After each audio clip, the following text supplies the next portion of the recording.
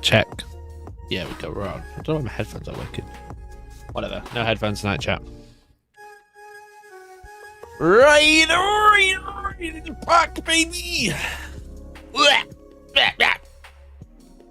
Stop sending gift memberships before I start. Stop sending gift memberships before I start. Fucking hell. Where's the fucking song? There it is. Ladies and gentlemen, boys and MBs, welcome back to Hellstormwargaming. Thanks so much for tuning in. My name is Mike here. Welcome to this live stream. Hello. Hello, how are we doing today? Thanks so much for tuning in. I hope you're all doing good. Hope things are going well for you, my friends. It's Monday, and I'm back. Sorry, I had a long weekend away. What can I say? Bro had time off. Literally working the hardest job in the world. Decides to have 4 days off. Can you believe?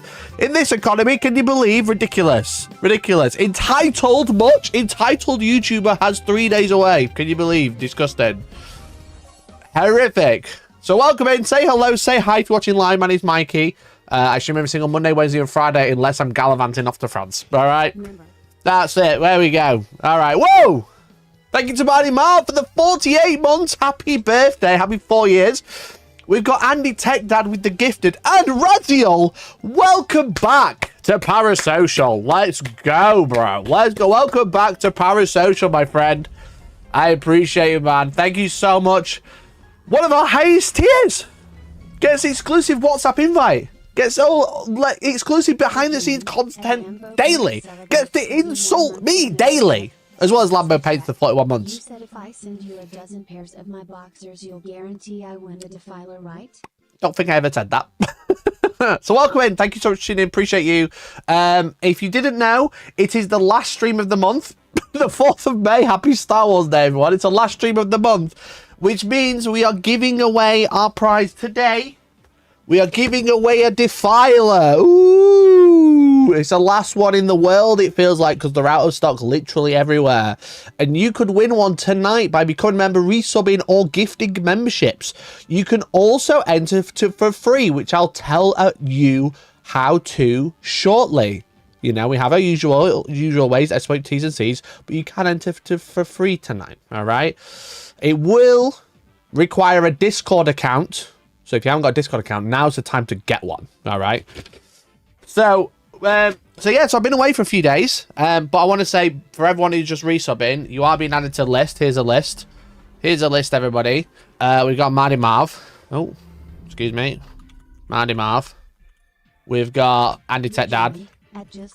We've got Raziel, who became a member 5 times. Thank you so much. I hate Gitface and Justice. Crazy. I did give my garden a day off. Georgie had the weekend off as well. Razzie gets 5 because he's Parasocial member. That was 5. Yeah, that was 5. I can't keep up, chat. I need a second. Lambo resub. Thank you. Justice. I can't wait for you. Thank you. I fucking hate ambles. Thank you so much, everyone, for the resubs. Thank you very much for the 49 months, mate. Really appreciate you. Gitface, thank you very much for the £5. That's very kind of you. We've got Arhane. What is happening? Bro, what is happening? We've got Alpha Omega with the gifted. Thank you so much for the gifted, Alpha Omega. We had Frantic with the 5. Frantic, you gifted 5. I'm going to give you a bonus one. You get 6. Fuck it. Why not? No, 6. Bang. There you go. Look at that, mate. Look at that. You can have 6. Feeling generous tonight. Feeling crazy. Dale for Setanu. Thank you for the gift. Thank you for becoming part of the boys club, dude. Thank you so much for joining the boys club. Appreciate it. We got Jake with the 40 months as well. Jake's 2 Spence. Thank you so much, dude. We got Steelman. Thank you very much for the 37 months. Chat, this is going too fast. I really can't. I can't keep. What is happening? Where are we? Bro, where are I've lost. Jake, we got Steelman. Done that one. We've got Dale Man again. Dale, thank you for the 13 months. Dale for setting you. Thank you for the 13 months. Hatman Rich. Thank you for the 37 months. Matthew Byro. Thank you for the 5 gifted. Holy shit. You can have 6. If you give 5, I'm entering you 6 times. How's that sound, chap? Keep doing it 5. I'm so locked in. If you give 5, I'm entering you 6 times. Fuck it. Buy 5, get 1 free. J McMullen 97. Do you like just watching a thing? I'm going to take it off. J McMullen 97. Thank you for joining the boys club. Welcome. If you haven't already just become a member, make sure you join the Discord. It's really fun in there. Dale, thank you for the gifted, dude. Thank you for the 1 gifted. We are at Trawling Cleaner for the member for 46 months. I think I've nearly caught up. Chat, you're going too slow. I've caught up. What can I say? I've caught up. Dude, thank you very much for the 46 months, dude. That's fucking insane. And for the 5 gifted. Chat, I've caught up. Get wrecked. Fuck you guys. I caught up. You didn't even slow me down. Stream hasn't even started yet. Welcome, Jace. Thank you very much for the 40 months, dude. Appreciate you. I don't know where the alert's at, but I've caught up. I've caught up. All right, thank you, everyone. I've added you all to this list. We have 105 entrants, or everyone who is a member will be entered again, unless you've been gifted a membership. Unlucky. Everyone who's currently a member will be entered again for free. We are giving away this defiler to 1 lucky person tonight. Anywhere in the world, ship for free. That's why everyone's become members. That's why it's going a little bit crazy. Thank you for the resubs. Anywhere in the world, I've given away prizes to Scotland, Manchester, Florida, and Japan, all for free, and everyone's got them fine. So we're doing good. If you'd like to enter, you can by becoming a member or gifting a membership. If you gift a membership, if you give 5, I'll give you an extra bonus one. But if you gift a membership, you can also enter for free because I don't run illegal raffles. All right. If you'd like to enter for free, type right now !Discord. All right. Join the Discord, and then tell me what faction you'd paint the defiler for. All right, in the general chat. Just spam it. I have not warned the mods. They're all going to get really mad. But if you'd like to enter for free, type in the Discord right now. !Discord in chat. You can type in your favorite faction that you'd run a defiler for. All right. So it's a test of skill. You must know what faction a defiler could run in. If you are wrong, I just think you're doing it for a conversion. But as long as it's a Warhammer faction, that is a test of skill, everybody. So welcome in. And Jace, thank you very much for the 5 gifted, dude. Really appreciate it. Thank you very much for the 5 gifted. You've got 6 entries. How's that sound? That sounds like maths. That sounds like maths. Jace 47. That's what we've got. So let's check the Discord in general. Here we go. Look, there you go. Get them in. Get them in. Let me know what faction you want to paint them as. Arhane is the first one, and that will be stopping at 7:30. All right. So you've got until 7:30 to enter what faction you would paint your defiler at as for a free entry. All right. You've got to join the Discord. You got to go say hi. And by hi, I mean tell me about a faction. All right. Mods, take a list. Mods, make a list. All right, welcome back. So yeah, sorry I wasn't streaming last week. Like I said, I was away for Georgie's birthday. I didn't really tell anyone that I was going away because I wanted to kind of just surprise everybody, but also surprise myself. I've been kind of full on for the past few weeks in kind of a good way. Things have been pretty good, chat. Things have been pretty good, but also not pretty good. I've been pretty busy. So it's nice to have a little chill out, you know? It was nice to have a little chill out, a little break. I got some sun. I got some tan, chat. Look at this. Look at this tan, bro. Look at this tan. Locked in. Loving life. Went to the beach. Had a great time. So, sorry I was away.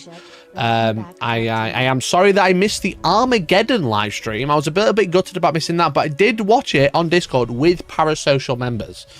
So, if you are watching and you aren't a parasocial member already, you should become one. So you get exclusive little calls with me, which is fun. We do one every month or so. We do like an exclusive little hobby hangout, which is fun as well. And yeah, it's good. Sunburn is not a tan. You think that's pink? Right, chat, one sec. Watch this. Bam. Does it look like suntan now? Bro, you looking at my color correction. Look how warm I am now. Look how much yeah, look, ill. Tan. Ill? Tan. Do you see that?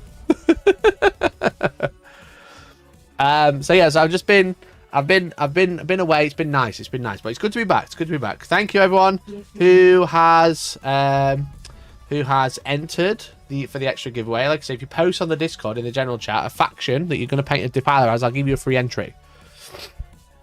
I'm going to be giving away the defiler at the end of the stream, so I've got quite a lot to talk about tonight, including the faction focus that Games Workshop put out today that they seem to have told some YouTubers, but not me. The last contact I had with Games Workshop, was me saying, hello, the thing that I'm supposed to be covering for you has not turned up, and it's gone to the wrong house. So that's going well. And they said they'll sort it, and then I said, what do you want me to do? And then they never responded. So somebody's enjoying something that they shouldn't have early. I'm surprised it's not already on Reddit. But anyway, the first thing I want to talk about before I get into the faction focus is... Let me just take this down a little bit. The first thing I want to talk about before I get into the faction focus is... How does Games Workshop deal with this? And this is the topic I'm talking about, all right? You might have seen a couple of months ago, maybe like a month ago, that a certain model leaked, all right? The Orc War Boss, all right? Do you remember the Orc War Boss that leaked a few weeks ago? It was found in a bin, and then like a few hours later, Games Workshop confirmed that it was real. There was an Orc War Boss coming, you know? You remember that one? Shall I find it? It was like the new Orc War. This one. Remember this one? When was this? 6th of March. Just over 2 months ago. That's fine. 6th of March. An Orc War Boss with a new Gretchen. Cool model. Leaked early. Right? This is probably the multi-part War Boss that's coming out just after Armageddon starter set. You know, the 11th edition starter set. Whenever that may be. I imagine this is like part of the first wave. Do you remember when this came out? You know? Great time. Great time had by all. Cool model. It was leaked early. They posted it, which is fine. Now, the thing is with it, is Games Workshop are kind of fighting a big battle right now. And it's not just leaks, you know? It's not just leaks that are the problem. Now, I'm going to talk about a topic. I think I've changed my tune a little bit. Maybe I've got older, maybe I've got wiser, you know. Maybe this holiday, all these fresh air has made me see a different light. I am not against 3D printing. I don't care what people do. But I'm going to talk about it, not to be an enemy of 3D printing, but like, there is like a limit, you know what I mean? There's like, holy shit. Holy shit. It's not my problem to deal with, but how are they going to deal with it? Because this is a 3D printed model of a model that isn't out. You know, of a model that got leaked early, I'd probably, if I had to guess, probably 3 months early. You know, if I had, that's not, there's no fact to that, but I imagine 3 months early. I could download and 3D print that today. I could 3D print the Orc War Boss today. Isn't that a little crazy? It's not even out yet, bro. Like the article, I've just closed it actually. The article, there he is, look. Pretty fucking close. There's some minor differences, don't get me wrong. There's some little bits and bobs. Like the armor plate here. It's not quite as sharp. But I could 3D print this War Boss today. Do you know what else I could 3D print today? I'm not going to be sharing sources. I'm just showing pictures. You know? I could also 3D print some new Imperial Guard vehicles, you know? Some new Imperial... They don't look correct. But they're pretty close. They're really, really close, you know. They're close enough where you know what it is, you know. It is not even a, what is that a proxy for? It is a, oh, that's what that is, you know. You're going to be like, well, Mikey, that got announced like ages ago. It was like a Decepticon, you know. Well, this is a model that isn't even announced yet. Whether it's gonna be announced or not, you know, is another question. But this is Perturabo that has been 3D printed from art alone, you know. You know, this is from art alone. But how fast? You know, like, it's not even out. That's pretty quick. What if something got announced like a couple of weeks ago? Oh, okay, yeah. You can. Oh, just a couple of weeks ago, it's already printed. This is a real model that is printed. You know, but at least Games Workshop have got a couple of. This was announced on Friday. This was announced on Friday. And there is a physical printed version of it already. That was 3 days ago. Literally to the hour. Now, look, I'm not against people 3D printing. Don't you want? Like I said, don't you want? You know what I mean? I'm not your mom. That's fine. I mean, I think it's such a grey area as a consumer, because if you're like share, it's kind of like the old DVD problem, right? It's the old DVD problem. If you're watching an illegal DVD back in the day, you know, it's a bit, you know, but everyone does it. If you're the guy burning the DVDs, you're a bit of an issue. But if you've just been given a legal DVD, you know, it's fair game, innit? Let's be honest, it's fair game. Now, how they make these is like there's like a few ways to do it, right? There's the obvious one is someone could just design it. They're well good at designing. I don't think they could turn that around very quickly, you know. But what they do is 100% use AI. There are so many companies that like use there's so many companies that are trying to make me advertise services, you know, of like putting a picture and then generate a model in mere seconds. You know, there is a lot. I don't make a lot of money as a YouTuber. If I didn't live in the north of England, I couldn't afford it. And the way things are going, I don't think I'll be able to afford it for very long. However, if I suddenly start promoting a whole bunch of AI-generated model machine technology, like websites where you could like put in a picture and get a free model out of it, just know I'm making a lot of money. I could literally pay off all my debts and probably buy a house with the amount I've turned down just in the last 5 months. Isn't that a bit wild? Morals are very expensive, so become a member if you haven't already. Press join. I'm giving away a Defiler tonight. But I am literally, probably weekly, every other week, I'm probably offered a couple of £1,000 for a single video showcasing how to use AI to generate miniatures from a single image or from a few images. So that is one of them.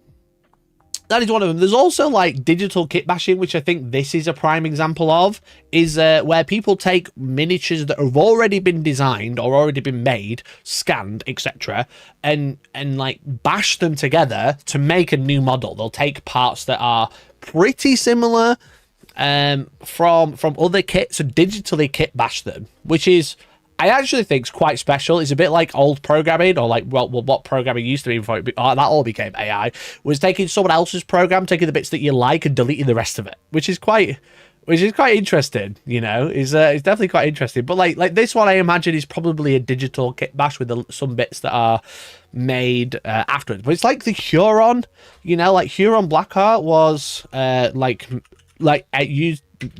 people used AI to make Huron Blackheart before he got announced as well. You know, there's like a famous, it's only a spiky bit.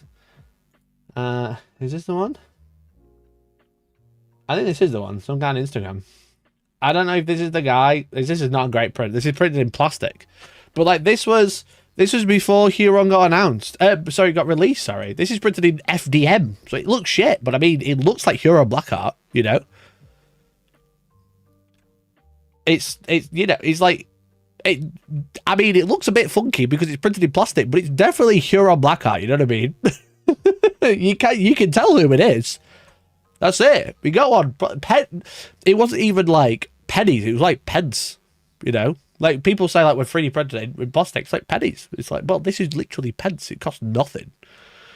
So it's like something that, like, it's definitely happening. Ah, here we go. Here we go. Wargamer did an article on it. Shout out to Wargamer. We love Wargamer. I had a wonderful time with Tim in the US when I went. And then their headline is, AI-generated Warhammer 40k minis are a big nothing burger and you should ignore them. But I mean, Tim, come on now. Come on, look at that fucking image. Look at that fucking image. You know? So yeah, it's just something that's like definitely been on my radar for a little while. And I'm just like a bit like, how does Games Workshop deal with this? And how did they deal with this? I don't think they can. I think the cat is out of the bag now. And I do wonder, like how did they, again, not that I'm trying to say they should combat it, because anyone and their dog can do this. And like I said, I don't care if you 3D print your miniatures. I'm not really arsed. I don't care anymore. I'm past caring.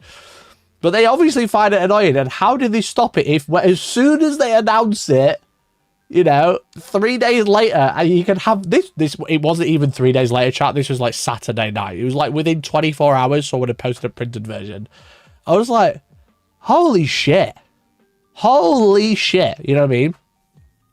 And a lot of people are saying they stop it by legal action, which I totally agree. To a supplier, you know, to a guy who's like, guys, I'm the Games Workshop reveal to 3D print guy. But what if there's no guy? You know? There's the websites, which, you know, they go advertise that you can make Games Workshop miniatures with a picture. Cool, right. Sue. Bang. Gone. But, like, you know, if I go, you can't sue someone on the concept of something, you know? Like I said, I'm constantly asked to promote these AI companies, and I won't because I'm not a scumbag. But if I do, don't hate me. I'm just really skint. Or I've got a really big bill or something. Like I said, borrows are expensive. And no, it isn't expensive. A membership to Hellstorm Wargaming.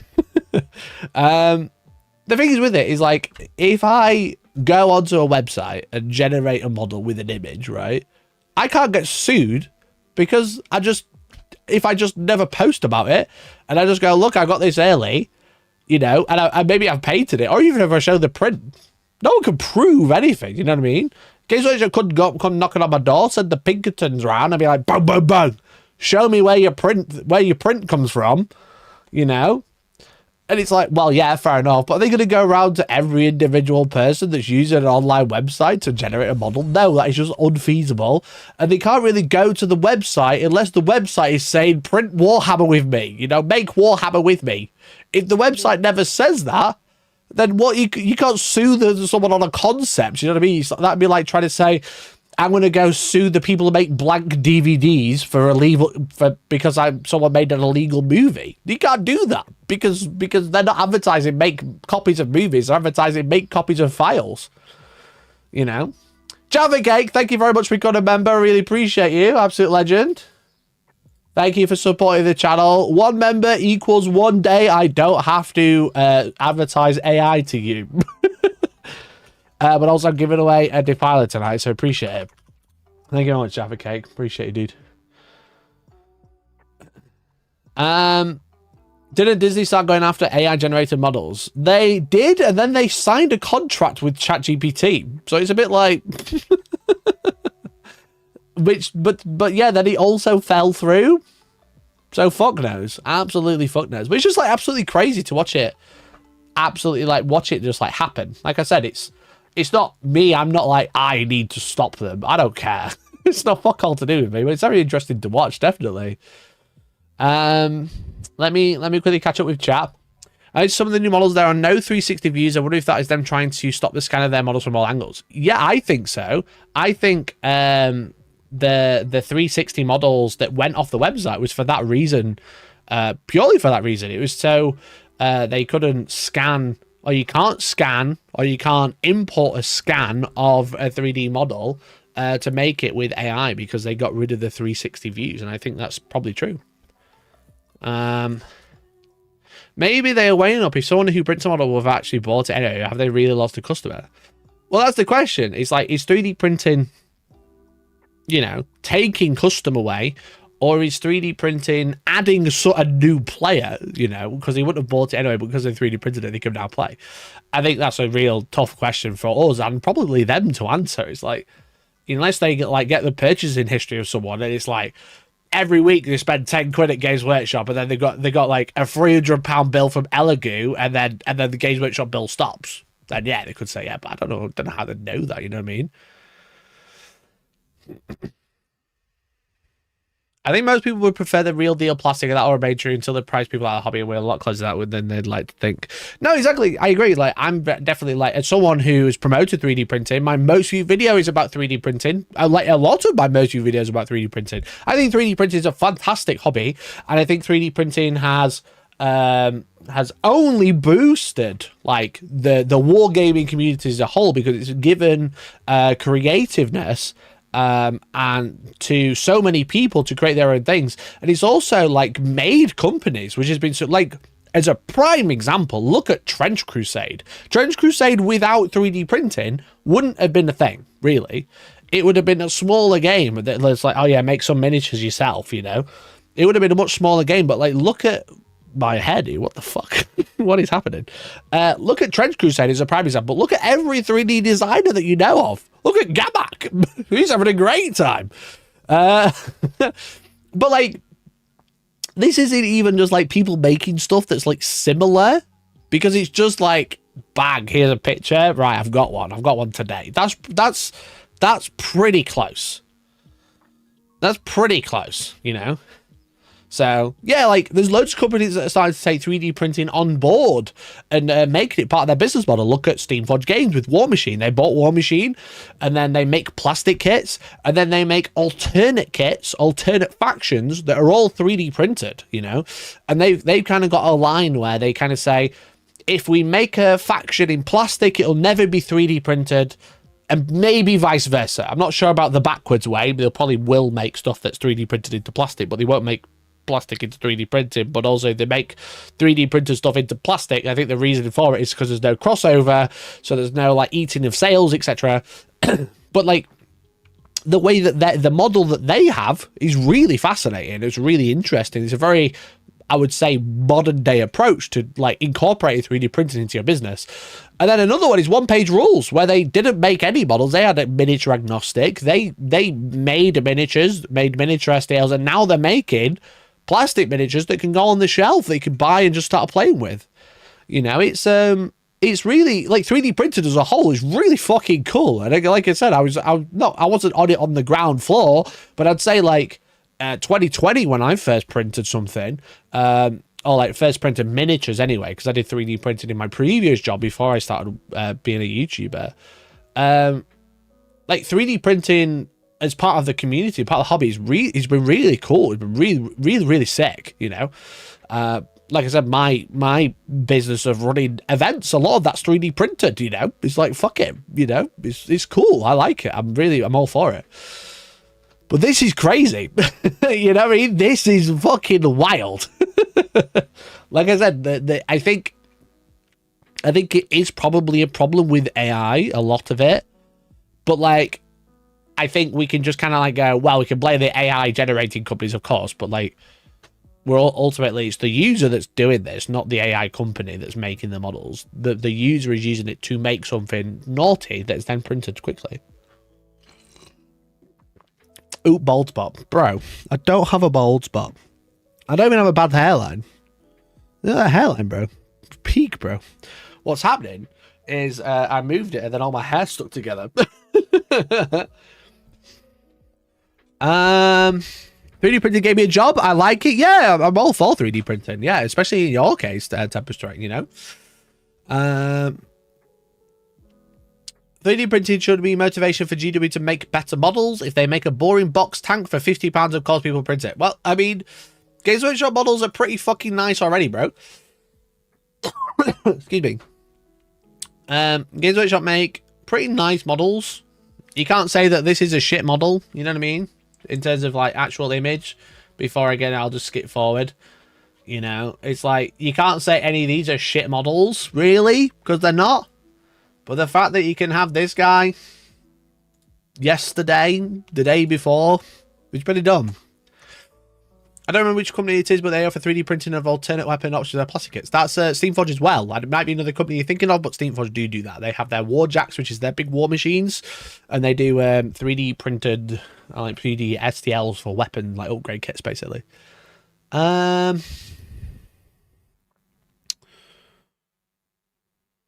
3D printing is credible, but design theft is not. No, that's obviously what I totally agree with that.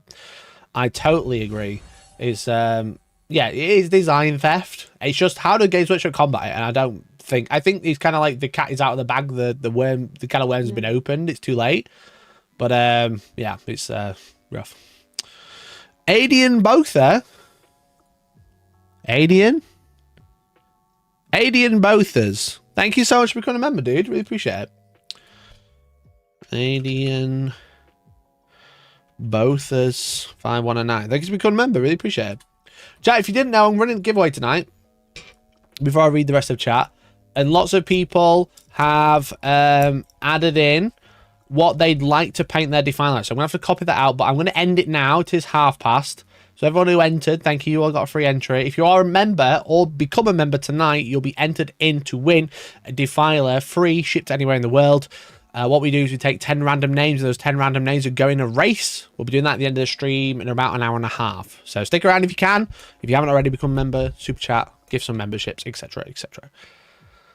The only way I can see GW preventing the ripping off is doing something similar to what I heard miniatures artists are doing, to put the image to a program that laces it with data that messes up AI. That was that is something that they probably should consider, but there's also the AI is, well, that was a thing. It was a thing where people could put like basically a filter over their picture that you can't see, but as soon as AI has it, it's like fucking putting walnuts in random places in an essay, you know what I mean? They couldn't detect it, but as soon as you couldn't detect it, but the AI couldn't, it didn't let them do anything with it. AI has come so far that doesn't really work anymore, you know? It's like, you take a photograph of it, the data's no longer on the image, you know? You take a screenshot, sometimes the data's no longer on the image. It's that sort of thing. Give AI a few more years, we'll have more to worry about than plastic models getting ripped off. No, well, yeah, I totally agree. As someone who's talked about AI on this channel quite a lot, then yeah, definitely.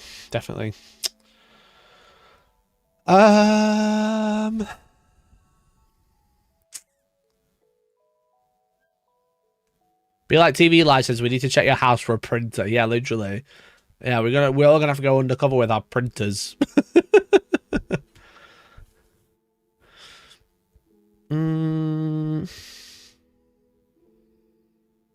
Not gonna lie, bills ain't gonna pay themselves. Say the deal. Those AI companies are gonna crash down soon enough anyway.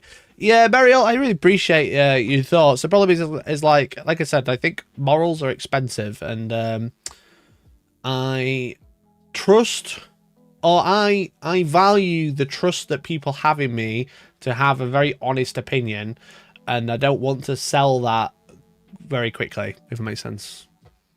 I sounded better in my head than when I said it out loud. I don't want to promote like scams, you know, like things that are like just generally ripping people off, because whilst I could quickly make the bag, definitely, I'm not about that. So do it, Mikey. Sell the fuck out of your morals and get a yacht.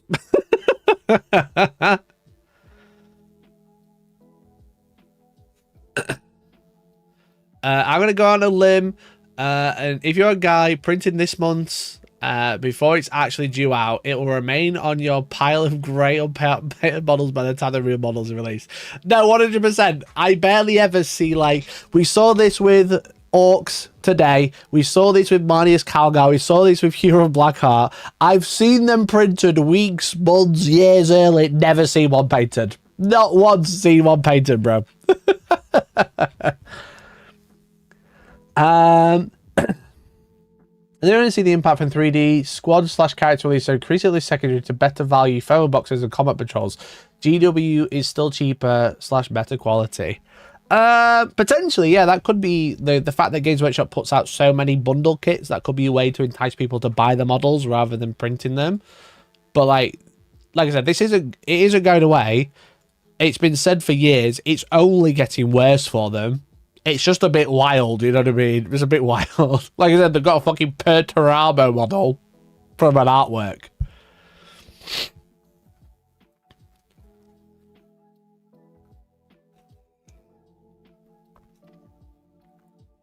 How do you stop people printing models from artwork, you know? Not even a miniature picture. It's a fucking piece of art. And they were like, yeah, make this into a mini. Bang. Done.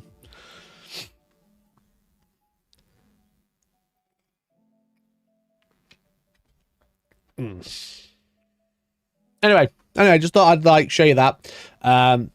It'll make a great clip, and the clip will be called "You Can Already Print Warhammer 11th Edition."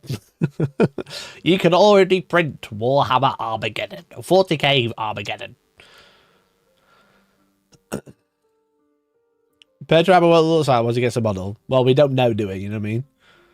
If he looks anything close, you can get one today. All right, on brighter news, rules. Let's talk about some rules, shall we? Thank you everyone for becoming a member. Really appreciate it. I need to quickly type these names out. Can I do it quick? Jake, be a doll. Can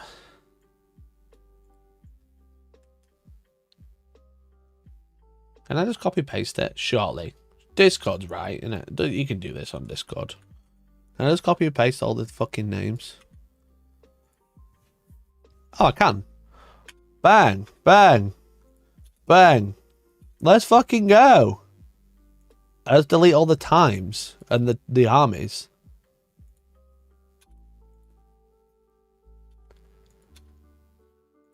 Oh, chat, this is so easy. I'm going to be done in like seconds.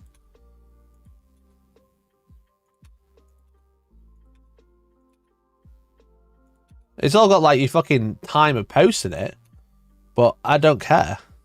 Who's Orc Hater?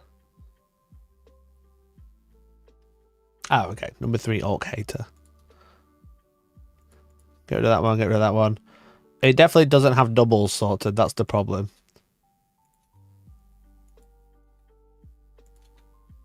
Nailed it. Nailed it, chat. We got them all. Got everybody. Fucking smashed it. Let me quickly sort it. Right, chat, check for doubles. If I do... Wait.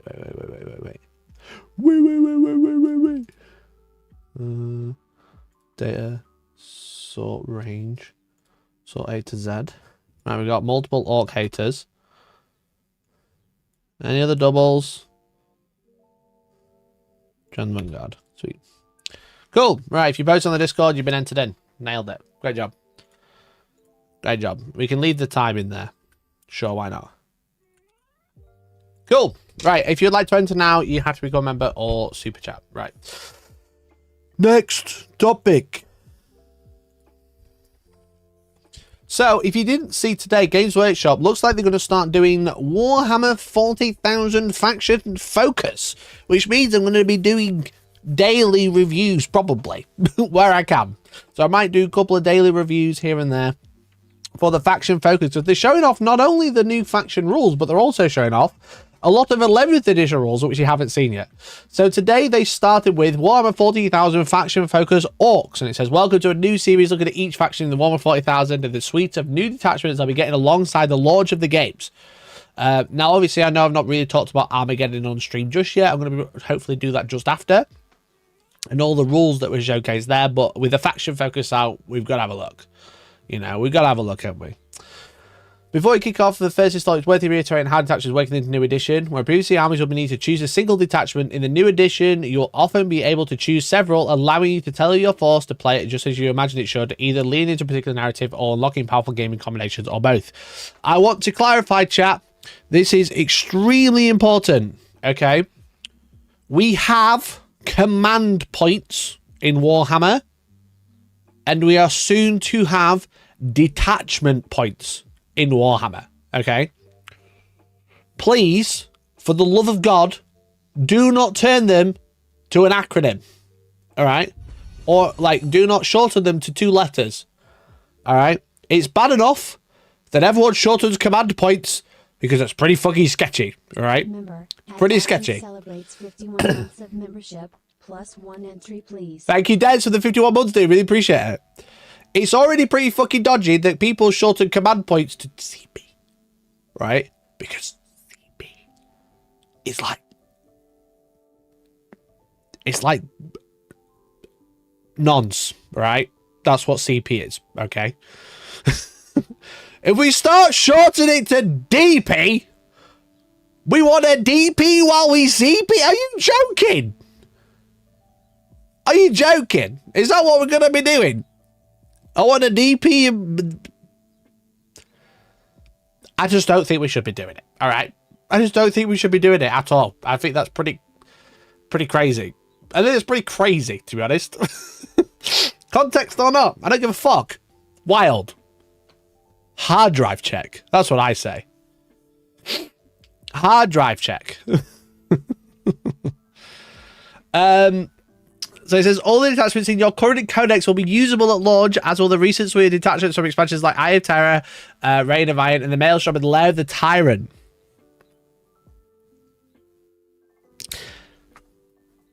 There will also be 70 new and updated detachments launching with the new edition. These will mostly be brand new sets of rules with few returning favourites from places like Grotmus.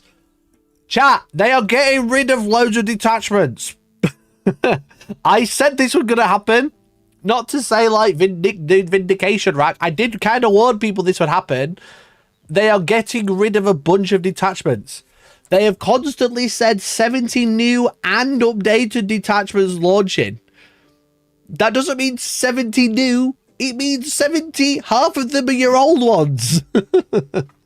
So I think all of the free detachments that they put out for like 3 months and then stopped doing, and the Grotmus ones, and all of the, probably a lot of the Ultramarine and Space Marine ones, which are all the individual Space Marine ones, which are like chapter specific, are getting gutted. You know? I think they're getting gutted. And it says all of the ones in your codex. Codex. You know? Codex doesn't mean the ones that are added to your codex later. The ones that the ones that you added online, you know, all the ones that are downloadable, that doesn't mean that's not your codex. They mean the ones printed in your book, bro. Gladius lives. Gladius might live. Gladius probably will live. So yeah, so I think this confirms that like all of the detachments that we currently have access to are going to be completely gutted to the ones that you had when the army launched, as it, i.e. the codex detachments, and then the 70 new and updated will be like fan favorites that'll come back from Grotmus. All the ones that released online, I imagine all of the ones that, like I said, all the Space Marine ones will be part of that, but then they'll also get re-released. Maybe we'll lose like a couple of the extra Blood Angel ones, maybe the extra Space Wolf ones, but I think you'll have like a detachment for Ultramarines, but maybe completely different. Maybe you'll keep one of the Imperial Fist ones, maybe you'll keep one of the Salamanders one.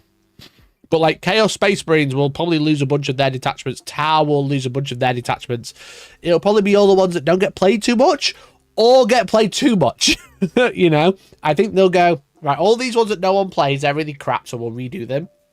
All the ones that have played too much, way too strong, make them 3 double penetration up DP for sure. And ruin all the stratagems for them to make them worse. So that's just something to be aware of. People are acting like we're getting 70 more detachments. That is not true. 70 new and updated. It's new to you because it's not the same as it used to be. So, but yeah, so the ones that are printed in the book are staying. That's what I should clarify. You know, like the Eye of Terror, the Maelstrom, etc. Like, so all of the Titus detachments, you know, the Necron ones that got printed in the book, the Iron Warriors detachment, the Red Corsairs detachments, they're all staying. It's the new and updated is all the ones that are not printed, you know. Blades is from that same book. Blades, which Blades?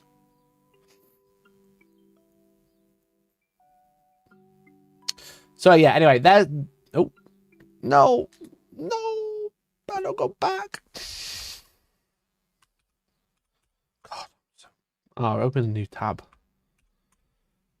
Blades of Ultramar. Hey, Blades of Ultramar wasn't printed. Blades of Ultramar isn't in a book. It is. It was released online. So Blades of Ultramar. Oh, hello. We got cats back today. They've been on their own little holiday, haven't they? You mean at the cattery, haven't you? They came back today. Yeah, so the Ultramarine one wasn't printed. It was online only. You're thinking the ones that were printed is the like the Titus one, the Orbital Drop Force, and something else. Did I just hear double penetration for DP? Yes, you did. That was the point I was making. It was just before it was the start of this section. Within the last 7 minutes. So welcome, Georgia Len. So the basically part of the new ones is ORKS. They have done a video version. I haven't watched the video, so I thought I'd look at the article, then maybe look at the video, see if they see anything new. The Blades of Ultramar was printed in 500 Worlds. I don't think it was.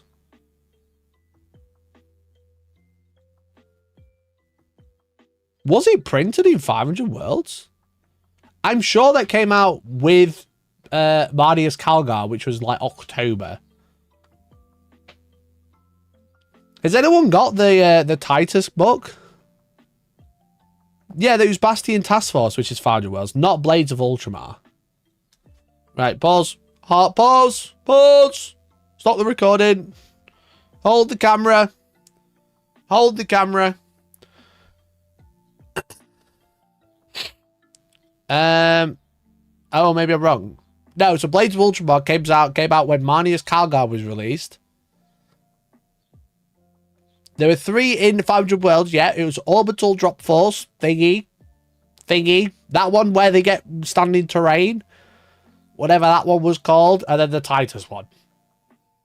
Blades of Ultramar was printed or published with all of the other Ultramarine ones when they all got a special character at the end of last year. Can someone confirm with the book of 500 Worlds? It doesn't matter, nobody bought the books. Also true. Also very true. I need a contents page from somebody. The 3 in the book are the Orbital Bastion, Reclamation. Yeah. Yeah. None of those were Blades of Ultramar, though. I like how Matt was like, yeah, I've just read the book. The 3 were, here's the first 2. Yeah, Bastion Task Force, Orbital Whatchamacallit, and Titus Gang. Yes, Jay, you got it, bro. You got it. Not Blades of Ultramar, because that wasn't printed. All right? I think we got there, chat. I think we got there, okay? Looks like Mikey was right again. Hate to see it. Hate to see it. You know? What did Gen Zers do now? They do the silent scream. They go like this, and they go like that. Is that what you're doing at home, knowing that I'm right? Anyway, back to it. So there's a video that they've launched, and they've got an article. We're going to look through the article first, and then we'll have a very cursory, quick look at the video to see if they say anything different or say anything in addition. I don't want to. We probably will watch it all. We probably don't really want to watch it all. Can't be bothered. But they said each detachment rewards you for building your force in a thematic way. Here the rules and enhancement and stratagem from each. So they've got 3 detachments out of the 70 to have a look at. So we got Rolling Death.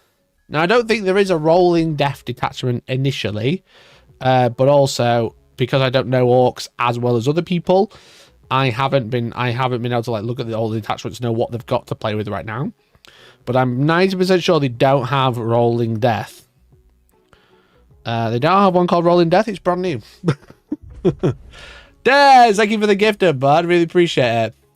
Let me get you in and for your other super chat as well. Gifted member. Thank you, mate. Appreciate you.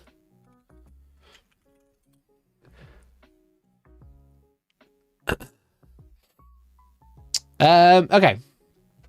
When orcs hit, they hit harder. When they're mounted with battle wagons, they become an unstoppable avalanche of metal The rolling death detachment rule instantly makes your big vehicles faster when they make an advanced move, and also makes charges more reliable. Okay, so we've got the new font, definitely. This is a brand new font they're using. This is very... I noticed I don't know if anyone cares, but I noticed they updated the font on the City of Ash box as well. It's giving Canva. I think they might have cancelled their Adobe suite and they're now using Canva to make the box front, because it's just a Canva font, 100%.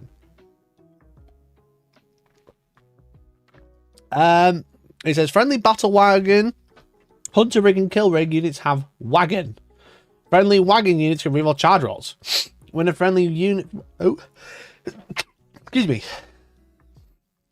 When a friendly wagon unit is selected to make an advanced move, that unit can change the advanced rolls to a 6. This detachment has wagons tag and cannot be taken with another wagon's detachment.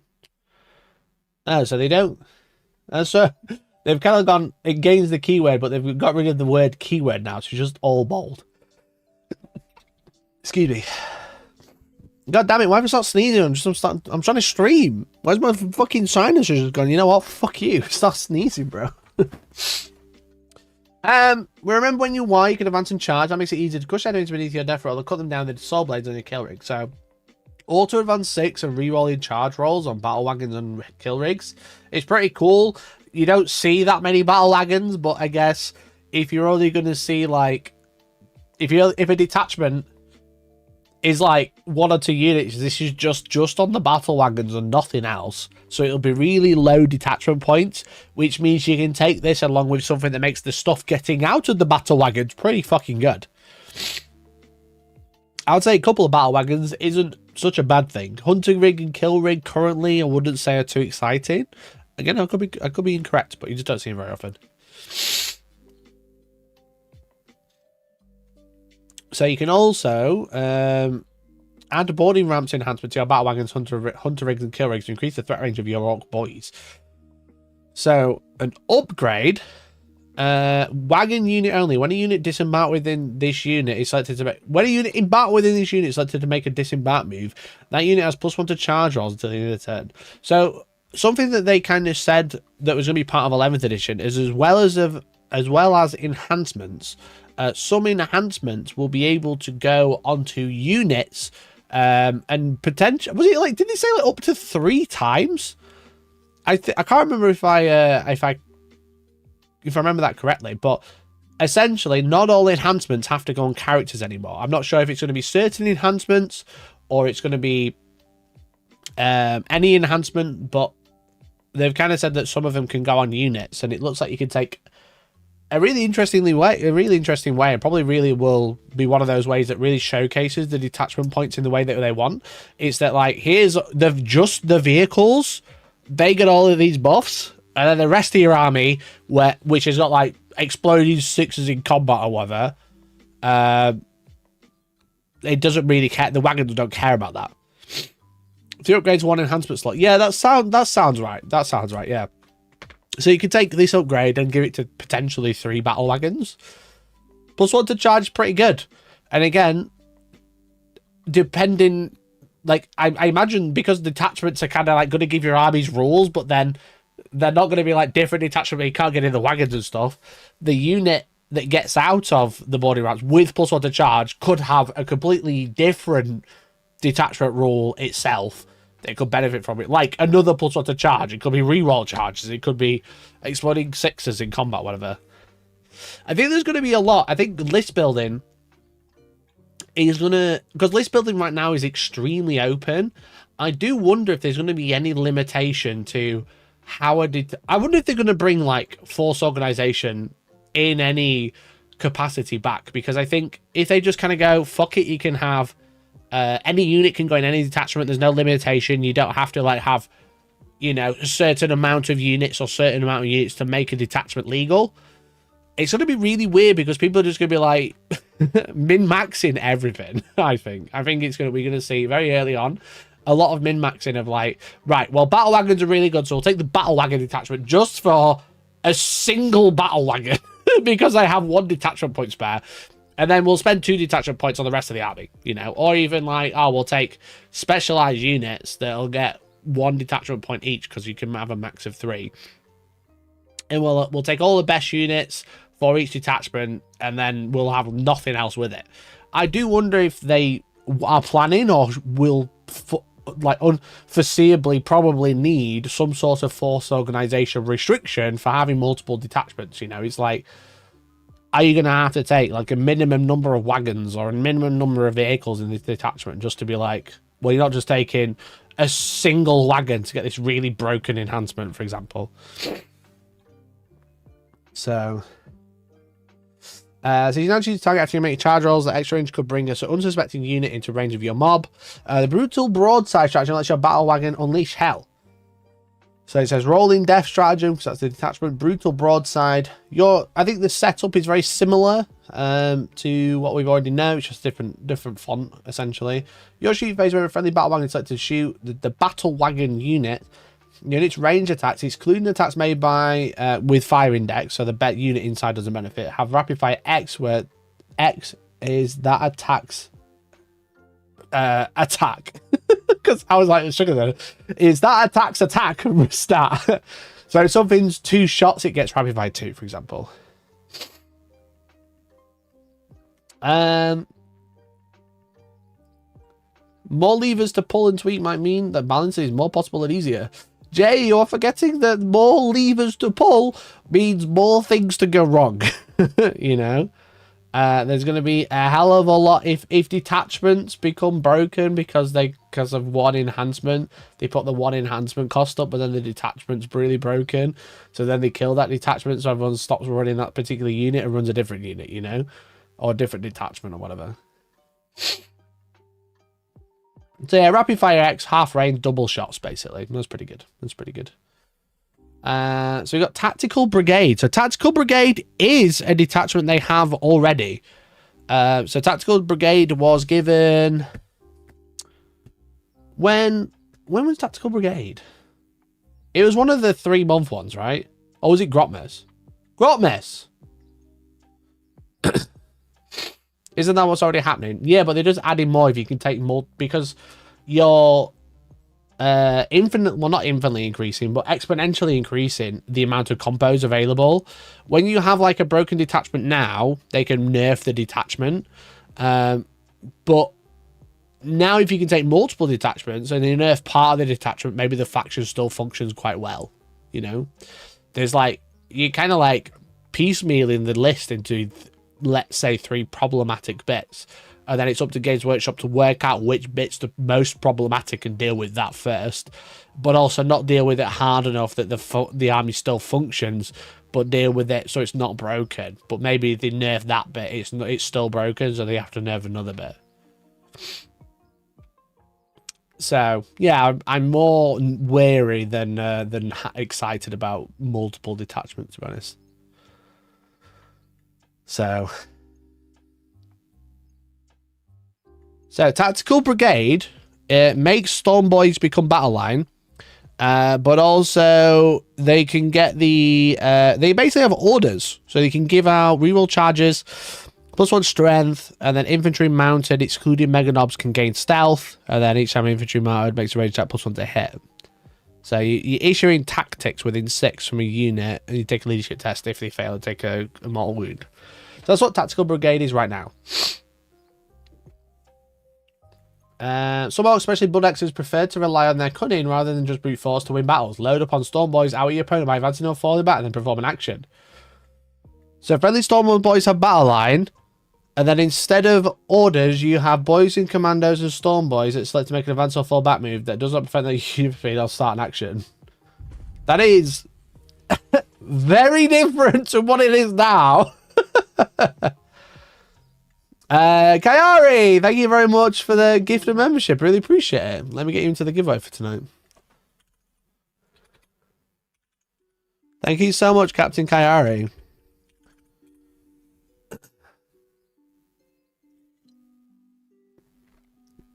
So yeah, I would say Tactical Brigade is one of the better detachments that orcs have right now. Subtly, not so much. You forgot to announce you're live on Discord. I did post I was going live at 8. I did post I was going live. I didn't want to keep spamming. But I did post that I was going live at 5 to go live at 7. It's not a bad detachment rule. It's just compared to what they currently have for this listener thing, completely different, like completely neutered. Jacob, thank you very much for the gifted, dude. Really appreciate it. Okay, I'm gonna quickly blow my nose. BRB. Read plunder. Read plunder. BRB. Gifted member.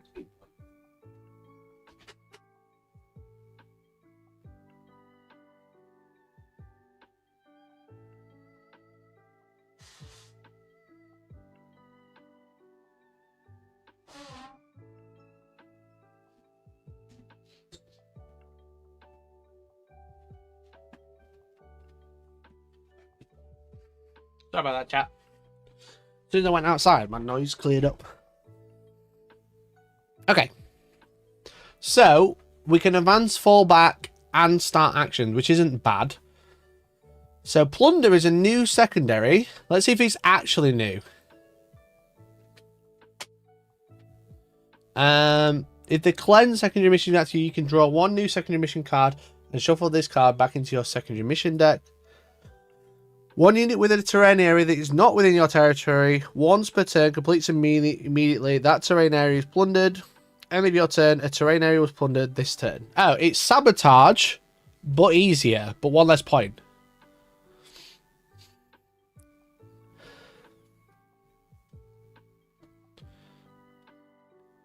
Yeah, it's just sabotage. Huh. Cool. They've just made sabotage way easier now. Sabotage is arguably the hardest one, but it also nets you a maximum of 6 points rather than the maximum of 5 from all of the other ones, or 4 if they're worse. Cool. Any terrain piece that's not within your territory, the easiest secondary ever. Because, yeah, I mean, there's quite a lot of terrain already. It's not one that's not an objective or anything like that, so it's any terrain piece. Yeah, cool. 5 points. Easy peasy. While your boys plundering, your warboss can be a slippery git with an enhancement, infiltrating close to the enemy so you can get work right away with his power claw, or choose to be cunning, keep him away from your foes while he runs around claiming uncontested objectives. He has infiltrators and stealth for an infantry warboss. That's really good. That's really, really good. So if you can attach anything to commandos, they can infiltrate with him now, which is pretty nice. But also stealth, bonus for taking shooting. Is it an action? Yeah. Plunder objective action.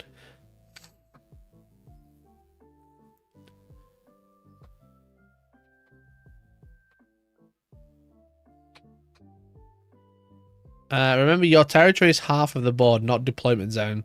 Still pretty easy. Oh, of course, yeah. It's within your territory, which is like, yeah, it's outside of your board half.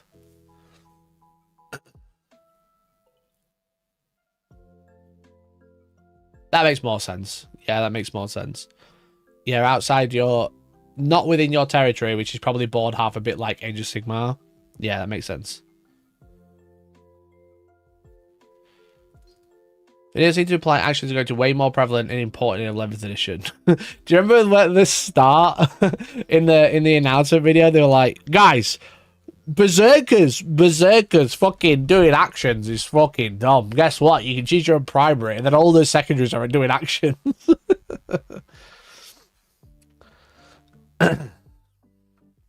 Action's going to be a special thing now. They were in 9th, but not in 10th. It looks like they're returning to making actions actually actions again. Like 9th edition, yeah. So, that's a decent enhancement. That's pretty good. This also lets your boss joining your commandos to cause some real mystery behind enemy lines. The Dead Sneaky strategy lets your commandos or stormboys disappear, ready to come back in when your foe least suspects it. 1 CP any fight phase, 1 unengaged commandos or stormboys unit, and put it in strat reserve. Nice. Yeah, pretty standard. Pretty standard stratagem, but pretty good. Disappear during your opponent's fight phase with your stormboys and deep strike them in your next movement phase to jump on an objective and protect a more important unit. Fairly standard. Very standard. Pretty good. Something to tell you my stoppage will be usable. It remains to be seen, my friend, I'm afraid. Alright, Mordaka. Now, we had Mordaka, which was extremely broken for all of 3 weeks. And certain somebody rolled their eyes at a certain tournament and then had the next day off from the tournament, probably to go fix it, which is very funny. So Daka. Currently, infantry and orc walker models have the assault ability, and then whilst the war is active, infantry and orc waters gain the sustained hits, which is exactly the same, as you can see. So friendly infantry have... Oh, only infantry get the assault, not orcs, the infantry and walkers. Yeah, it's just infantry get the sustained. So they've removed walkers from that detachment now.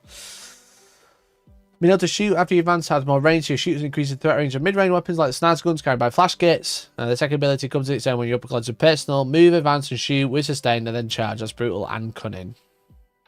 So enhancement, dead shiny shooters. Do they still have that?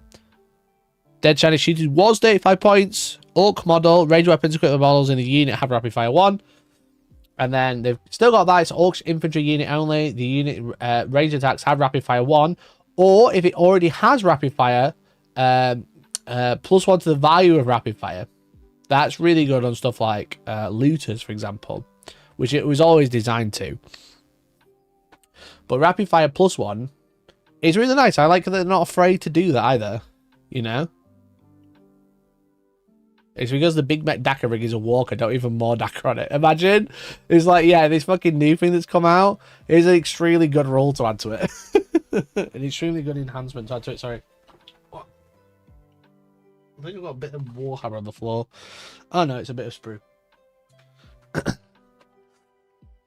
So yeah, fairly standard, basically the same. Gain rapid fire 1 is now rapid fire +1, which I like as a concept. So I'm surprised I've not got that already, you know.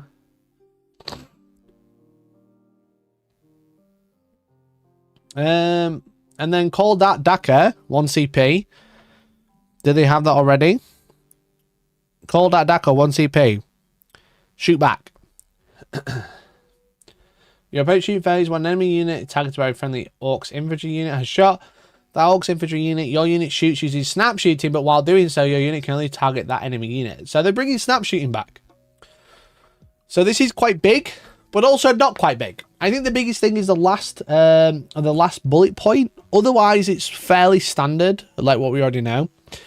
Snap shooting is an old term from 7th edition, which basically meant you could only hit on 6s, you couldn't shoot blast weapons. We kind of already have snap shooting in terms of Overwatch, only hitting on 6s. Now, the interesting thing is they've added an addendum of you cannot re-roll hit rolls. So for the full thing, it says your shoot, you can only use this if you can shoot. You make shooting attacks, but you can only target visible enemy units, which is obviously quite crucial. So you can't indirect snap shoot now, which will cover Overwatch, for example.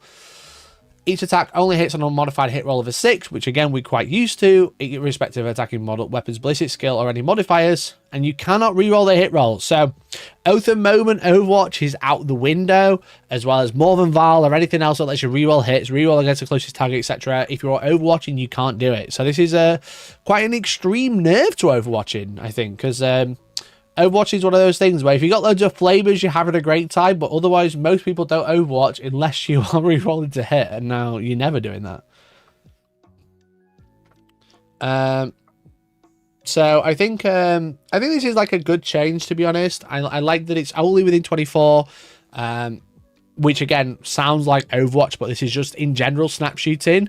I wonder if there's going to be I wonder if they're going to make a lot of this, like shoot back, become snap shooting. Because I think a lot of shoot back stratagems, I think the most egregious one is the Votan land fortress. In the detachment that most people run, that has like a shoot back ability. So if you shoot the Hecaton land fortress and don't kill it, it shoots you. And usually a lot of these shoot back stratagems are at full ballistic skill. I think that is pretty broken. I think those sort of stratagems are pretty brutal. So I think if they made them all snap shooting, if it's like out of phase shooting is snap shooting, that would be pretty good, I think. I think that'd be really healthy, because I wouldn't mind like getting overwatched and then, you know, being shot after I've shot them, but they're only hitting me on 6s. The chances of it are a bit more exciting rather than just being like, I have like 35,000 shots and it's rapid fire and lethal and sustained and whatever. If you shoot me and leave me on a single win or shoot me and do nothing, I'm going to shoot you instead. So yeah, I think this is fine. Like, not rerolling hit rolls is a bit brutal, but I think it's better for the health of the game, you know what I mean?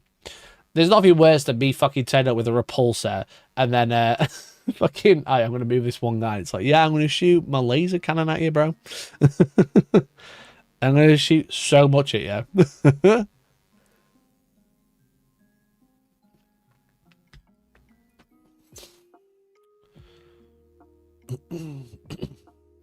It says not eligible to start an action. Yeah, because obviously, like, for example, called that Daka, it's a shoot back strat, right? It's you shoot me, I get to shoot back. But if they do that, I guess... Turn the available and not able to start an action. I'm not sure then. I'm not sure what this means, because obviously if this is for like shooting out of phase in your opponent's turn. So I wonder how many more instances of snap shooting we're going to see. You know, like what else is going to come up that causes snap shooting if they need the addendum of you can't start an action if you do this. So yeah, it's like you say, snap shooting is a general rule. Yeah, there could be cases that come up. Maybe if you battle shots, you can only snap shoot. I think that'd be fucking brutal, but really good. You know, I think that'd make battle shock actually horrifically scary. It's like if you're battle shots, you can't do actions, can't hold objectives, you can't fucking shoot unless you're hitting on 6s. Bruh. They're gonna be sick. They're gonna be really sick.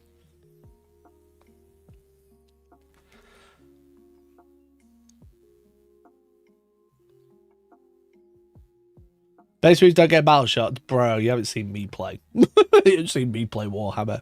I usually win, but they do become battle shots. So yeah, so that's the update for Orcs. Like I said, so 2 of the detachments that they are losing are already, they've already basically confirmed that they're coming back, because like I said, they've got 70 new and or updated detachments. All of the ones that aren't printed are basically going the way of the dodo. And then all the ones that are in books are staying, and then they're bringing out new ones, which are kind of like a rerun, you know? So definitely interesting. Lots of interesting rules. They've said they're going to be doing a Space Marine one tomorrow, so I'll try and cover that tomorrow if possible, depending on when it comes out, what time. But it says, we'll be looking at the new detachments for other factions, 140,000 with the Space Marines in our sights for tomorrow. Sign up to our newsletter, etc. So I'll try and cover tomorrow's as well. But yeah, a lot of interesting little bits, little tidbits there, you know, like interesting like terminology they're using, like adding this like rapid fire +1, which we've not really seen before. If it's rapid fire, usually if it says it gets rapid fire 1, it doesn't stack, for example.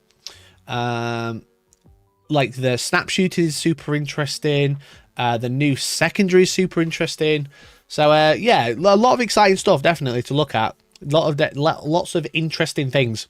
But yeah, we'll cover the Space Marine one tomorrow, definitely.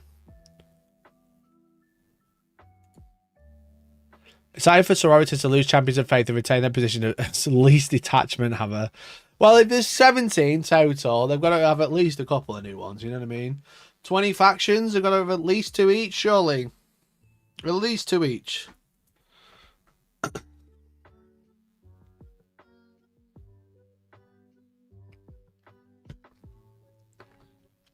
Okay. So that's the faction focus. I'm not finished. But I think we've covered some good stories today. 40 of the 70th are new Space Marines. Excellent. Excellent, bro.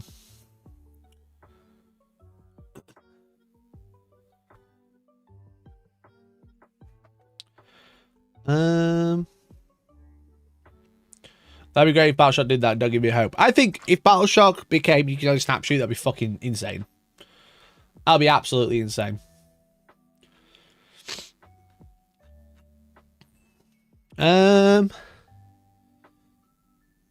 So many people in chat. What is happening? You should tune in, bro. You should tune in. Where was I? Basically, chat, tonight, I don't know if I mentioned, probably after this next story, I'm going to be giving away a defiler. Boosh. Boosh. The defiler. The Chaos Space Marine defiler. I'm really jealous because I want 2 of these now. I really, really want to keep this. Really, really. I've been building Emperor's Children today because I've really wanted to just build this, and I really couldn't. I really can't, because it's for you. I'm literally giving this to any one person, one lucky person, anywhere in the world, for free. Literally shipped for free. I've shipped all over the world, literally each end of the earth from where I live. Someone has won a prize from me in recent months. Please be someone a little bit closer. Like, the last one was Manchester, which was great. But if you'd like to become a member, super chat or gift a membership, I'll enter you in for free today. You obviously support the channel, but also you get access to win one of these. We'll be giving it away after the next story. I also need to quickly get some names, because if you're already a member, you are getting a free entry tonight. So let me get those people in before I forget. And memberships. See all members. Download.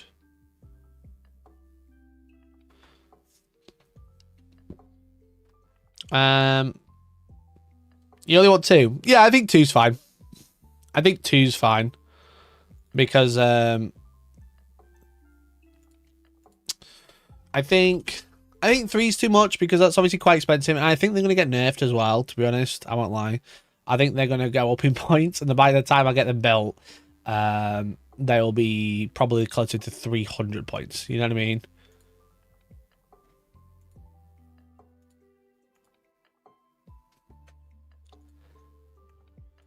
Let me quickly copy everybody's name.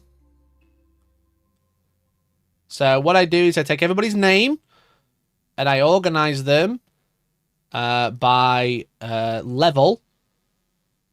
Okay. So this is everybody that's currently a member. There's currently 232 of you. Data, sort the range. And then I sort by the level. And then I delete everybody's freeloader, because if you're freeloader, you've probably been gifted a membership. You're not actually a member. They get deleted. Everybody else gets added in.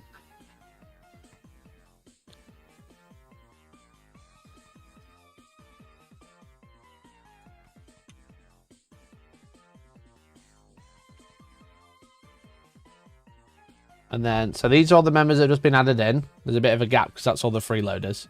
But then Parasocial Gang, these are all these people, get added in a bunch more times. 1, 2, 3, 4. Now they're in 5 times. Nailed it. So if you're a member, you've just been entered in for free. If you are a Parasocial member, you've been entered in another 5 times. Oh, for God's sake, I keep missing that gap.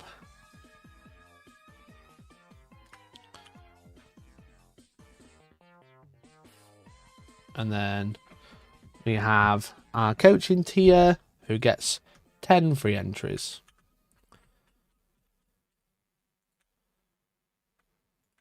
One, 2, 3, 4, 5, 6, 7, 8, 9, 10. Cool. Right, that's everybody in. The other way to enter now, you've had your free entries, is by membership or super chat. 300 points in Emperor Children with our rolls and hits on par with the Knight. That's still worth. Yeah, I think 300 points is probably going to be what they turn out to be. But I don't think you run 3 at 300 points. Maybe you run 2. I hope Elliot's dad wins the Defiler. Elliot's dad has got some custodians. I need to nudge Elliot for a photo.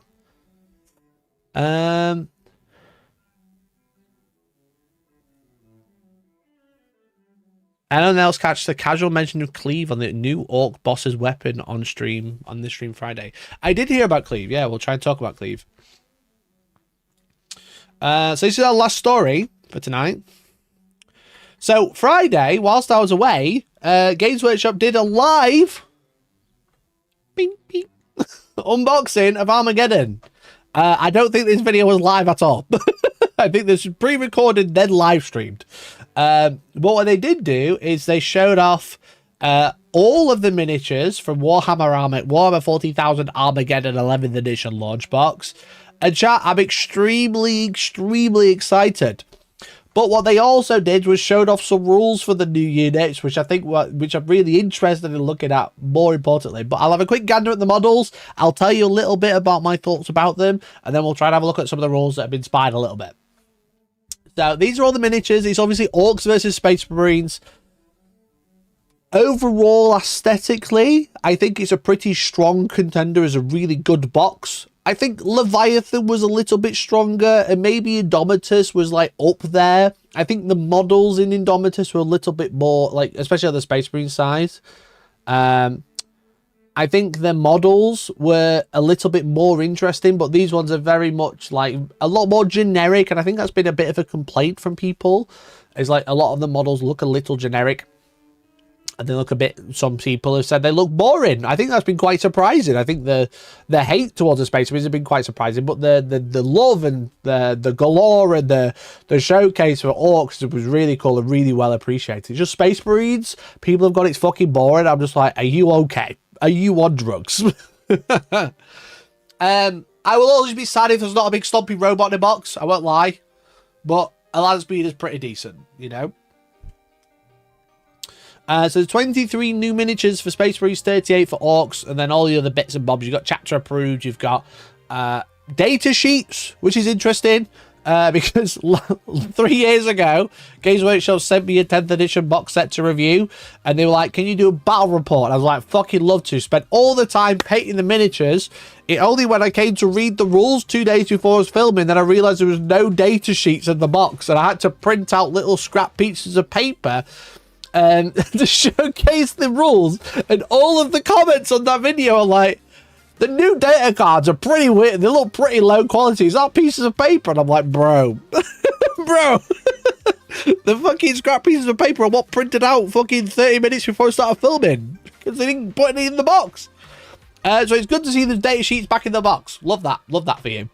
So the Space Marines, there is 4 characters, a captain, a librarian.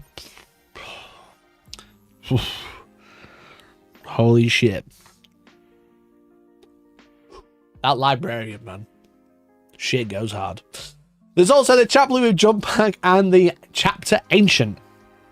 So the 4 characters look pretty good. We'll have a quick do they have any close-ups? They got close-ups, so I'll give you a quick rundown about what's in there. There's 10 intercessors, which again, they're intercessors. They're not, most people have loads. I have like 70 painted intercessors. I don't need any more. They look nice. There's 3 eradicators with heavy bolters. This is the one that kind of got showed off when they first showed off like the announcement video, because it's on the side of the box. I think Eradicator's pretty cool. I mean, that's fun. There's 5 Vanguard veterans, and then the Land Speeder returns, but it's also not the Land Speeder, but it is the Land Speeder.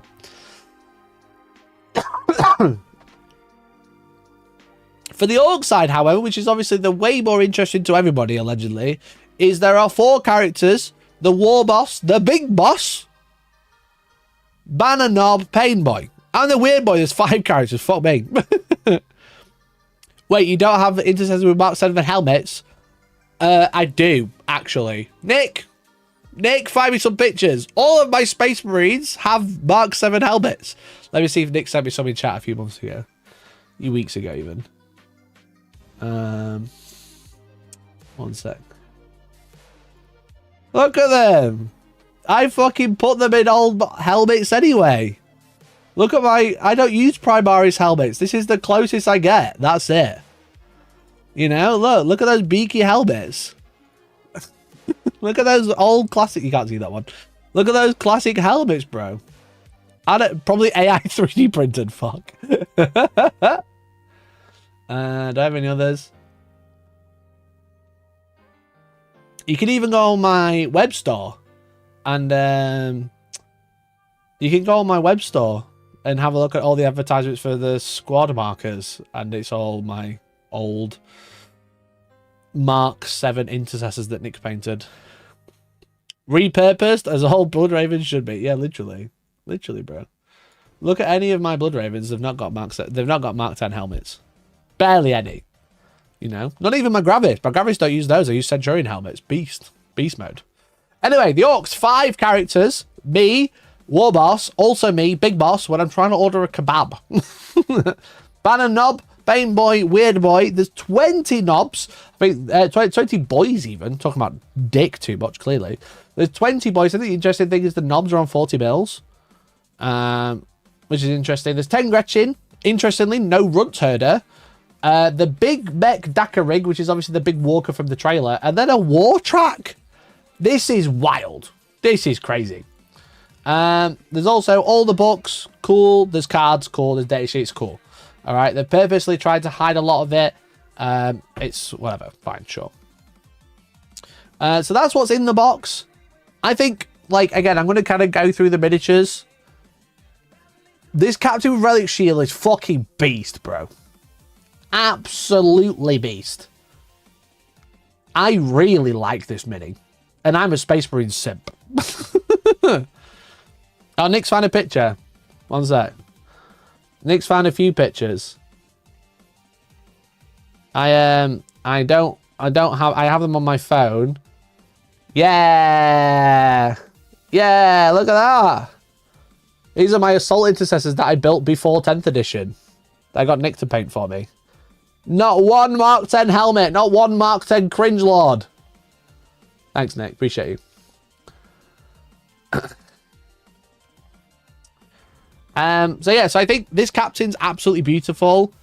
I posted on Instagram about the other options of helmets you can get with it.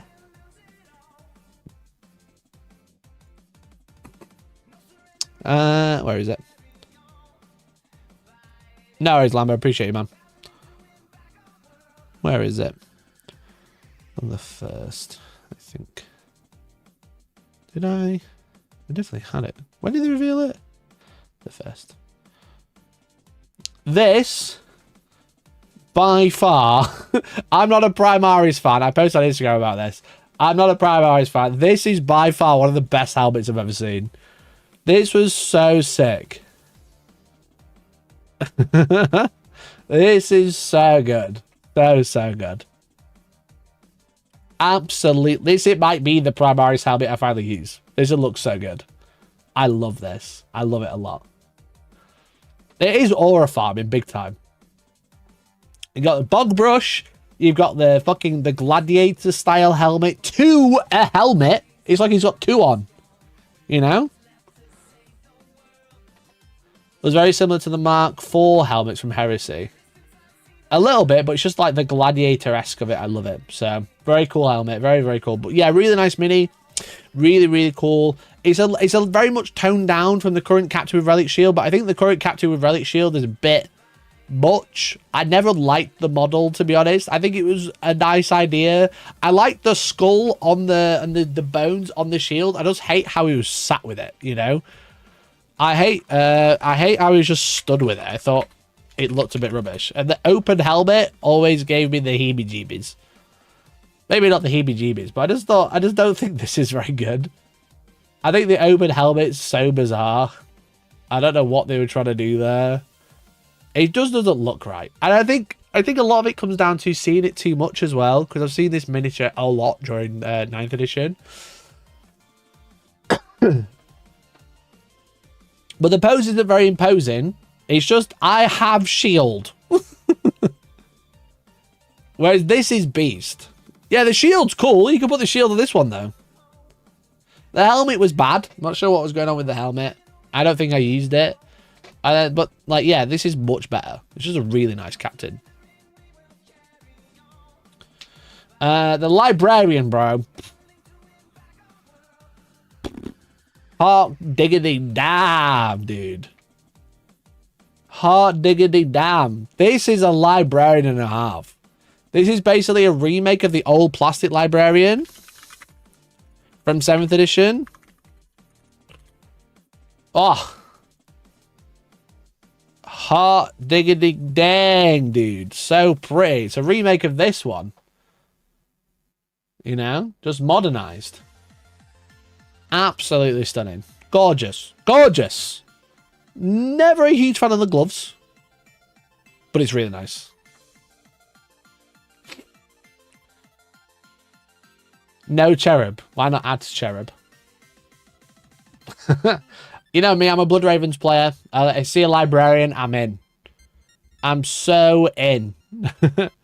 But you could, there's a lot of conversion options with this one. You could change it for a sword, a staff, etc. This is good. The Primaris librarian is definitely a letdown. Yeah, it's really poo. So, really good. Really, really good. And then Chapel Jump Pack. Obviously, I've spoken about this on stream a few times. I think it's a really good Lamarty's head. I think the overall model is just fine. I kind of miss the old flesh stuff, but I understand what they're doing, you know? I understand what they're doing with this one. I think it's a nice miniature. It's very safe. It's very safe, I would say. I think the pose looks a bit weird. I think the armor looks fine.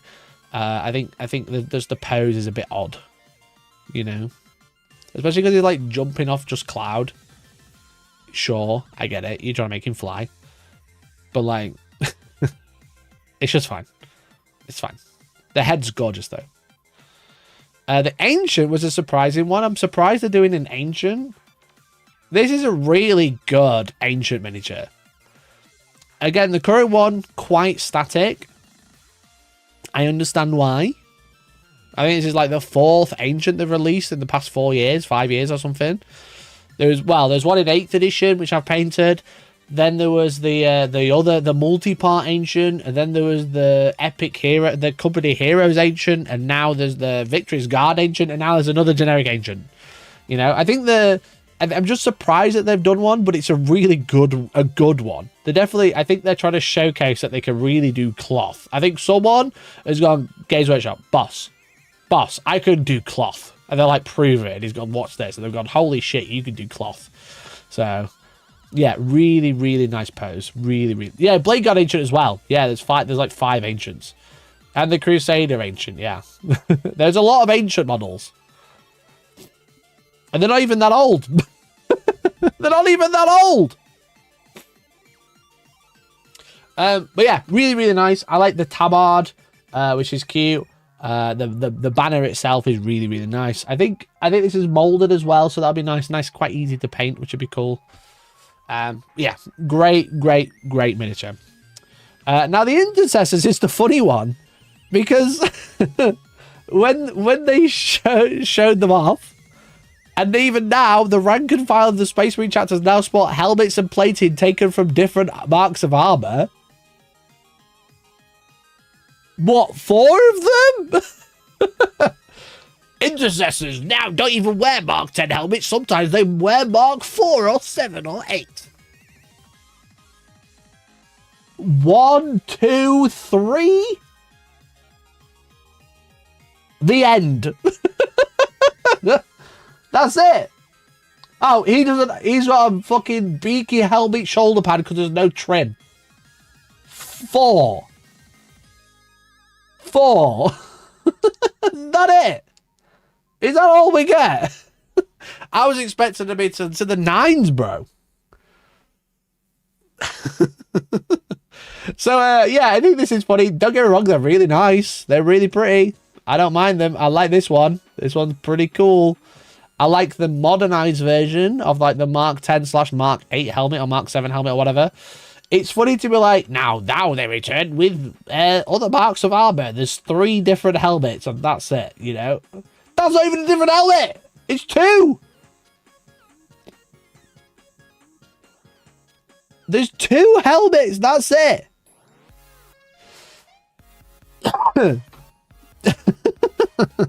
What? Like, let's have a like proper look now. Okay.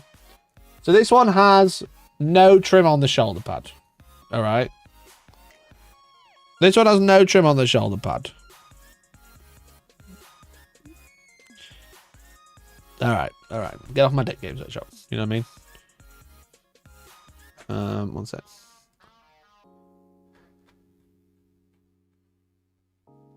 No trim on the shoulder. Oh, I didn't do it here. Fuck. I did it on my other one. Do I have a picture of that one?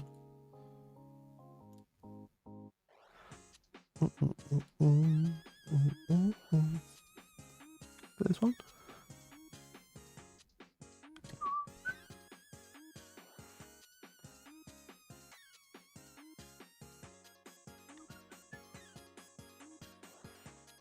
Why does VLC take so long to open? Oh. Look, I've got fucking more different fucking armor marks on this. This is what I've made. Look at that bug. Look at the powerful bug brush. Ugh. Gorgeous, powerful bug brush. Oh. Right, okay. Let's have a proper look. This one has no trim on the shoulder pad. Okay, cool. This one. Are they going to try and say the neck brace is Mark 9? Are they going to try and say the neck brace is Mark 9? Sure, why not? This one. Nothing. I want to say nothing. Okay. This one. Nothing. Okay, this one here. Again, I think they're going to try and say the neck brace means it's Mark 9. This one has a different helmet. But it doesn't have knee pads. This has a painted knee pad. What marks that? This one also, same. Doesn't have knee pads, different helmet, sure. This one, the same, literally the same. This one, different shoulder pad again, the collar. Sound, right. Different marks of armor, equal collars. That's it. That's all you got. What else do you want, chap? Now the Vanguard Veterans, obviously the one we saw was this one, right? I think this is the one they previewed, which just looked like an Assault Intercessor. They do just look like Assault Intercessors, let's be honest. Now they've got, this one has got like the studded leg. It's got the different helmet, which I think is really nice. I think the new Mark 7, 8 helmets or whatever, Mark 10.8. This is like Windows 8, you know what I mean? Go straight to 10. I think the helmets are really nice. There isn't a lot of detail. I'm really trying to zoom, but I'm fucking getting everywhere. There isn't a lot of like crazy details that make them Vanguard Veterans. I do think the old Vanguard Veteran kit is better. I won't lie. I'm not going to sit here and like, you know, try and lie to you. They're nice models. They're not bad models, you know. For people to be coming out and saying the Space Marine models are really bad and I don't care is crazy. I think these models are really nice. They're just not crazy detailed. And I think that's because like they're a starter set. I think they don't want to overwhelm people who have just got into Warhammer and got these kits and they're going to paint them up and then they're going to make a right mess of them because there's too much going on. But like, I think they're nice minis. The Greatsword is wonderful. They're a bit bland, yeah. They're bland. They're blander than you'd expect compared to like Blade Guard, for example. You know, like they were like, oh, that, but the Indomitus box was very, like we saw with the cab team. You know what I mean? Extremely detailed. But I think that was detrimental to the model.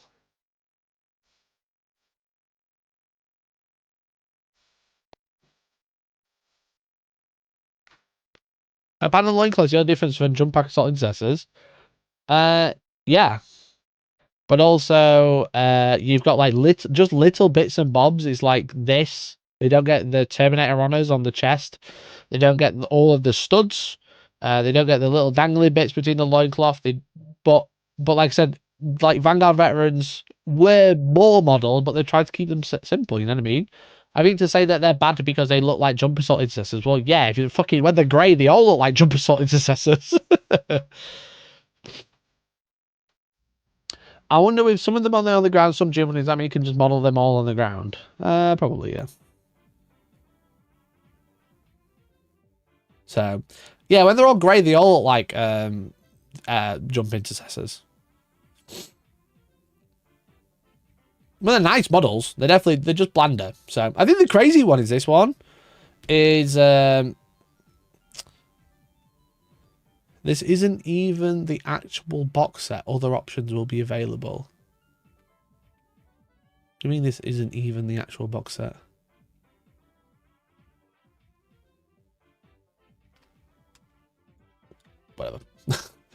The crazy one is the Eradicator with heavy bolters. We obviously had Eradicators in 9th edition again, and it's the second unit from Indomitus they've redone. This is definitely like an interesting one. Like adding heavy bolters, I'm not mad at, but like, I hope they kind of add Eradicators and they go like, here's Eradicators with plasma cannons, heavy bolters, las cannons, whatever heavy weapon you can think of, and just make them the new Devastator kit. I think it's just a really weird one, you know. I think it's obviously like a new unit. They've kind of already announced that the heavy bolters are going to have blast if they shoot infantry, just to get a bunch more shots, which I think is really cool, a really interesting take on a new ability compared to the melter one, which obviously real hits and wounds and damage against vehicles and monsters. They're really cool. They're very safe though. I think this is the thing. I think I think what I'm saying about the Eradicators is what people are saying about the whole Space Marine side. Is it's a very safe unit. It's just heavy intercessors. They already have this unit, this model. This is just a unit of them, which I think is weird.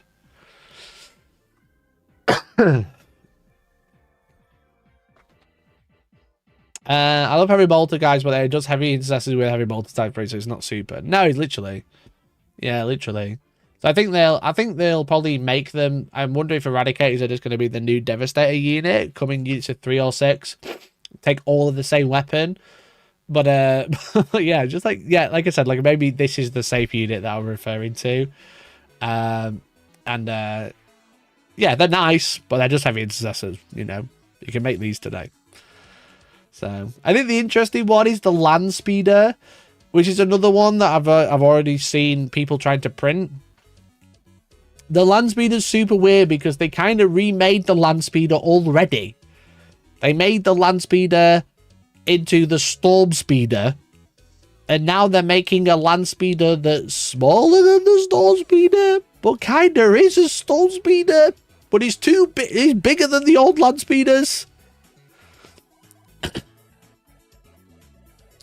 As you can say for intercessors and assault intercessors. I kind of said that at the time because the only unit of assault intercessors I have are intercessors with chainswords. They're not assault intercessors, you know what I mean? But yeah, I agree.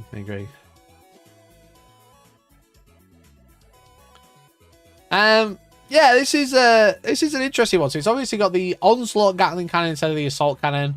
It's got the multi-melter. It's got rockets. So I think it's going to have different weapons probably. Yeah, the Typhoon variants gets together into Hunter Killer Bristly with weapons that burn infantry, melt vehicles, and blow the remains to pieces. Definitely an interesting one to bring back when we already have the Storm Speeder, but I guess they're trying to make this the lighter version of the Storm Speeder.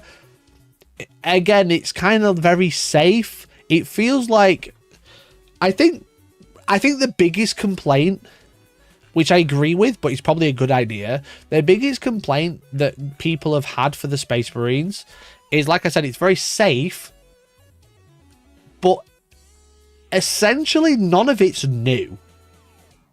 You know? You already have a captain, you already had a librarian, you already had a chaplain, you already had an ancient, you already had intercessors. Eradicators are arguably new, but they're just Eradicators with a different gun. We already had Vanguard Veterans, and we already had a version of a land speeder. They're adding a land speeder variant, you know what I mean? Which is arguably a variant of a storm speeder, just lighter. I think a lot of people complain that Space Marines have way too many options and way too many profiles and way too many data sheets. And then they kind of come out and go, okay, we hear you. Here's a star box, which is just redos of all the things you already have. I think as a current player who is like, I want to add to my Space Marine army, if you bought this, you're not adding a lot if you have a sizable army already. You're adding more posers, you're adding more like higher quantities of stuff you've already got. I think we're in a position where Games Workshop seriously needs to cut down the amount of stuff Space Marines have access to. So I think this is, if you do hate this, I think the reason why, you feel free to correct me if I'm wrong in the comments, but like, I think the reason you don't like this box is because you have everything already. But like I said, I think Games Workshop need to cut the amount of stuff Space Marines have, and adding another 6 units in a starter box is definitely not a good idea, which they have been doing consistently for the past 10 years since Primaris came out, you know? It feels more like an expansion if you already have it, or a great jumping off point of a lot of common units that people have, rather than, okay, here's a bunch of new stuff. Like the Orc side definitely feels like it's a bunch of new stuff, whereas the Space Marines feels like a redo of a lot of the older stuff, or is just a redo of stuff that you can currently buy. It's a new pose, you're going to have it anyway, you know? So, I think, like I said, if you play Space Marines already, you probably have a captain, a librarian, ancient, the intercessors, the vanguard veterans, and land speeder already. You know, the land speeder is arguably new, but you definitely have eradicators. You just don't have them with heavy bolters yet. That's basically the 2 new things of these 2 units here. Everything else you probably already have. I have none of this. It's actually going to be my first loyalist force. If you don't play Space Marines, it's a great jumping off point. It's a great side. You know, it's a great army. I think to say they're boring, though, or rubbish because they're not new is a bit weird. Because, like I said, the biggest complaint has been Space Marines have way too much stuff. It's just a redo, a rehash of stuff they already have. That looks very nice. Some of it's new. Like these 3 things are arguably new, but not really.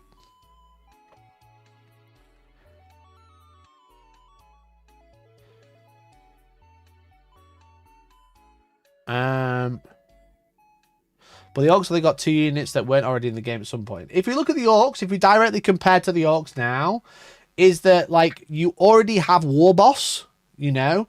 Big Boss, we don't really know what that does yet. Banner Knob, you probably already have, but I think the last... Is there not the Banner Knob or Knob with War Banner Finecast?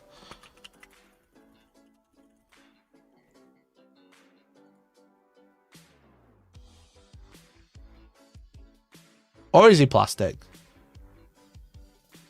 No, he's Finecast. You just can't buy one anymore. Yeah, so like, War Boss, arguably not new. Banner Knob is a redo of an much older kit compared to like the redos of these, you know what I mean? The Big Boss is new. The Banner Knob is a ideal redo. The Pain Boy, no, there's a bunch of those. There's a bunch of those already. That is just like for sake of it. Weird Boy, Finecast, definitely needed redoing. You know what I mean? Boys, yeah, you don't need more of them. Gretchen, you don't need more of them. War Track is new, really, because it's not been in the game for like 15 years. And the Big Mac is brand new, you know? So like a lot of this, a lot of the Orc side, really, arguably, the only thing that didn't need redoing is Boys, Gretchen, and Pain Boy, and the War Boss. You know, so you got 1, 2, 3, 4, 5. 5 new units. Let's have a closer look at the 5 new units. And I also forgot that we were going to watch that video from GW, and then I didn't. Fuck. So the War Boss is obviously a new kit. He has like this big axe, which adds cleave as a mechanic, which have basically said is like blasting combat. So if there's for every 5 or more models, or every additional 5 models in a unit, you're going to get an extra attack in combat, which is very cool. Very, very cool. I like the idea of that as a mechanic. I'm excited to see what else gets cleave, because there's some things they've got like sweep attacks, but I wonder if they'll like kind of go just everything gets cleave now instead of like multiple types of attacks, which would be cool. So really, really nice model though, and it'd be nice to see an Orc War Boss without a power club.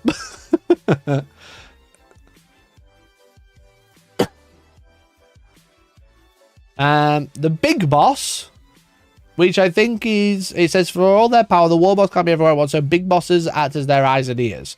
It's their job to keep the rowdy boys in line, and like any Orc, they're always ready to start chopping off heads with their enormous 2-handed big choppers. So I think this is a knob, you know, like a knob character. They've just called it Big Boss instead. So he's like a War Boss, but slightly smaller. But yeah, like a lieutenant probably, but yeah, it's an Orc knob character basically.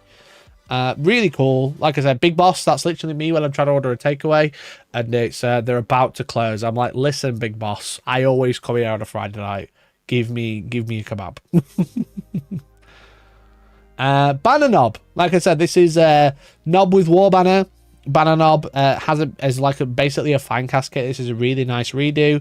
Is a really pretty model. Again, definitely needed. Definitely needed. Really, really pretty. I think, like I said, like, I think in terms of like design, I think they've got less freedom with Space Marines because they've got to be kind of suited up to be any chapter, whereas orcs are just orcs, right? Doesn't matter what color you paint them, they're still orcs.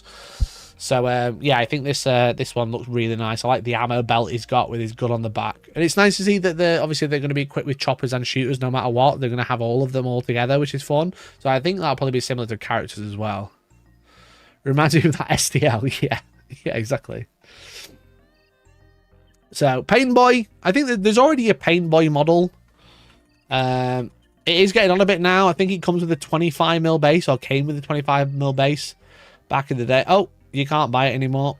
It's gone off the website. Oh, it's Pain Boss and Pain Boy. Can you buy a Pain Boss still? What's the difference between a Pain Boss and a Pain Boy? And don't say the name. Oh, Pain Boss isn't that old. Yeah, this is the Pain Boss. I think this came out with Beast Snaggers, right?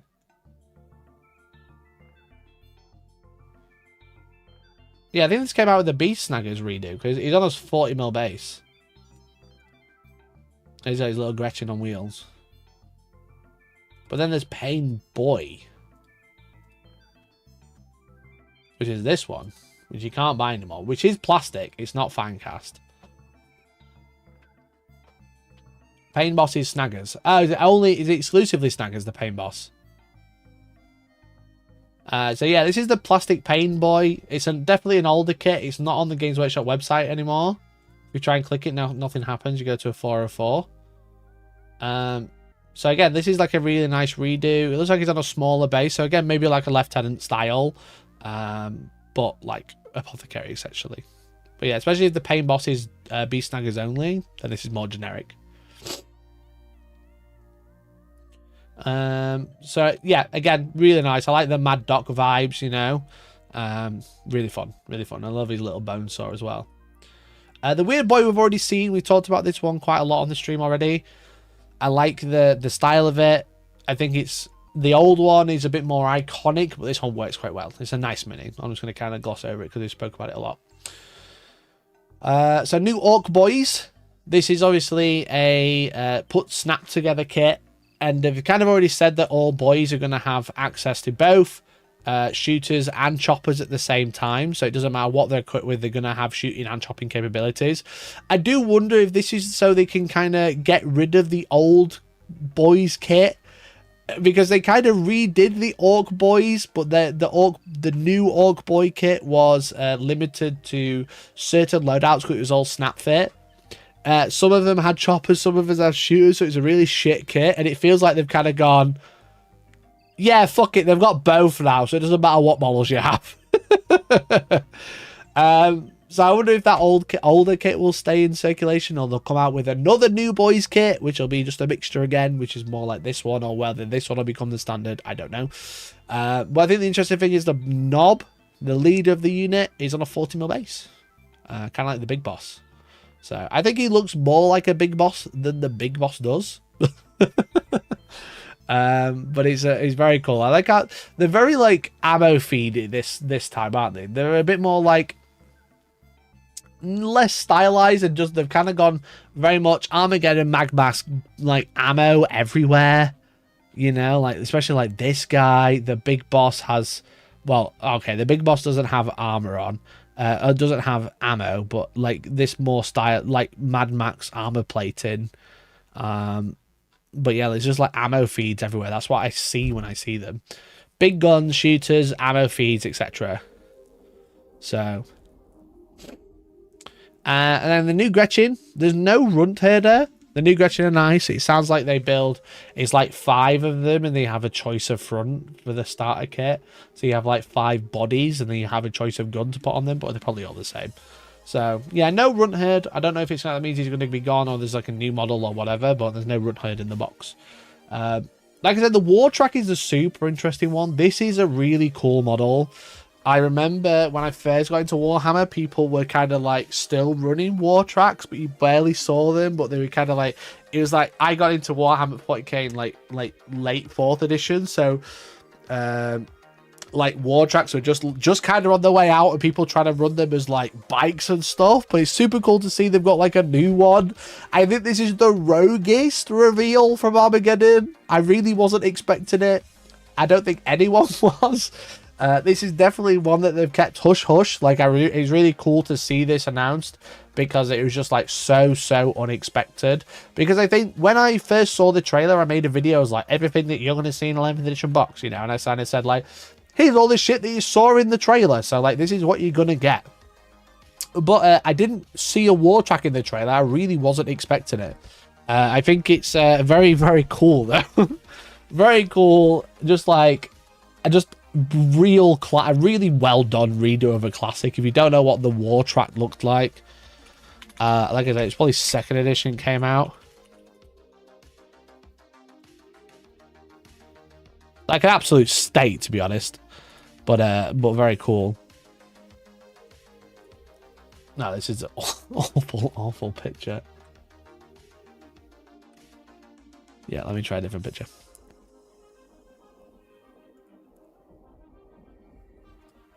All of them are on eBay, though. You can buy them on eBay for pennies. They've probably gone up now, though, because people will want the old ones. Oh, a good picture. That's a great picture. So yeah, that's the old one. So as you can see, it's just a really good redo of a really old kit. Very reminiscent, but just modernized so it doesn't look dumb. So yeah, that was the old war track. That was the plastic one I showed you. There's one before that as well.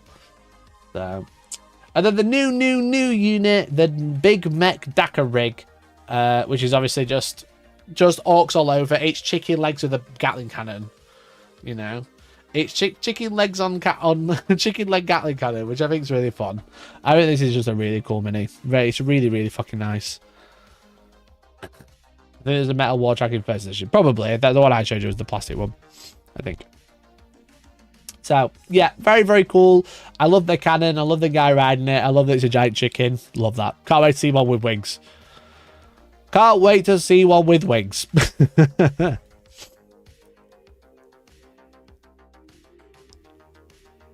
So yeah, the other stuff you're going to get in the box is the Operation Imperator, which is like the lore book. They're also bringing out a core rulebook, which is softback, which is nice, with the data cards, with I imagine this is Crusade, as far as I understand. Dominatus is like the Crusade, like the new 11th edition Crusade version is like linked together match play games, and then chapter approved, which is chapter approved. It's our mission pack for the next year at least. So yeah, that's everything that's in Armageddon, but they did show off like a couple of close-ups, and the Parasocial Gang, along with the Discord, that's just the Gladius helmet I was going to talk about, I've managed to take some screenshots of the new data sheet, so we can kind of try and have a look at some of the new rules. That's what I was hoping. Why is my scroll not working? Can't scroll for some reason. So it's going to be quite blurry, so we're going to have to do a lot of guessing. But as you can see, it says Big Chopper Cleave 1. So we've already mentioned Cleave, where it's going to be essentially, you know, Cleave is going to give you an extra attack for a bunch of models in combat, kind of like Blast. We already see Cleave 1. So I wonder if we're going to get like Cleave 2, maybe even Cleave 3, where every 5 models we get 2 or 3 extra attacks.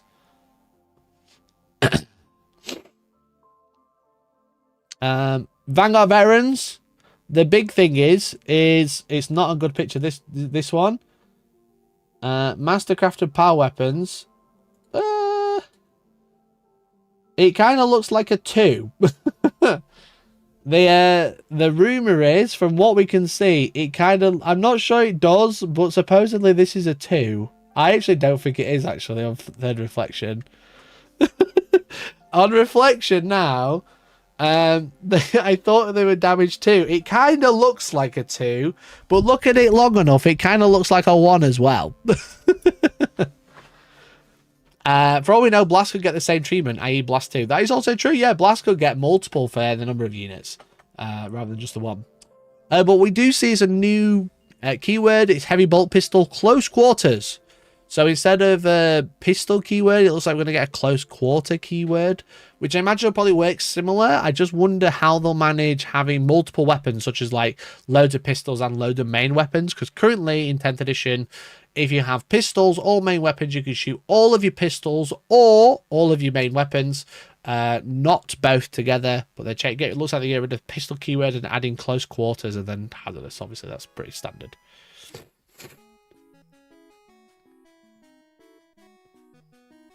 Now you can see the top is curved. I don't know. I don't know anymore. So allegedly, Vanguard veterans might be moving to damage 2 if that scuff screenshot is anything to go by. We've got fly as a keyword still, but it looks like it's in brackets this time. What else do we have? We also have some other rules as well. As you can see, we can kind of make out some stratagems which are maybe new or returning. Yeah, that's what I was using. I was trying to use the plasma pistol to see if that definitely looks like a 2. And when I zoom in, that looks like a 2. But this one doesn't. It kind of just looks like a line. I can't quite tell anymore. They are called Mastercrafted Power Swords. You're right. So maybe that means they're 2 damage, because Mastercrafted usually means 2 damage. But, you know, I am just guessing.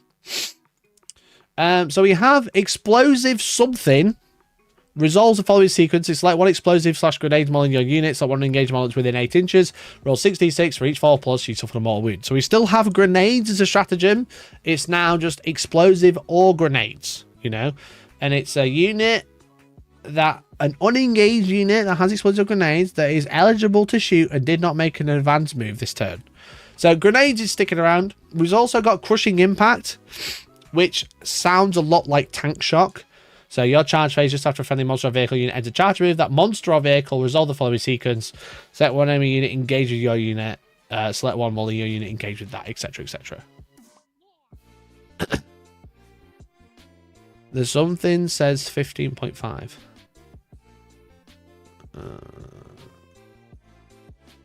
I've already lost what's that referring to.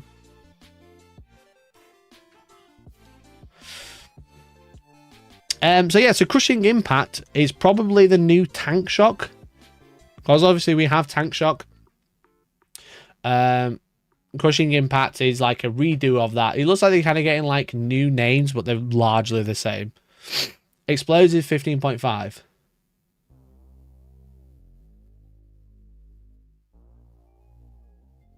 Oh, maybe. Finally, tank shock including monsters. Yeah, looks like monsters are going to be able to do it. So that basically looks like tank shock. I don't know if the actual... It definitely says roll a number of d6 equal to there. We can presume it says the same as what it says now. It's just a vehicle included. Obviously, I don't actually know. We still have heroic intervention. That is still a stratagem. We can't quite see on this screenshot what it says. We have something to do with smoke.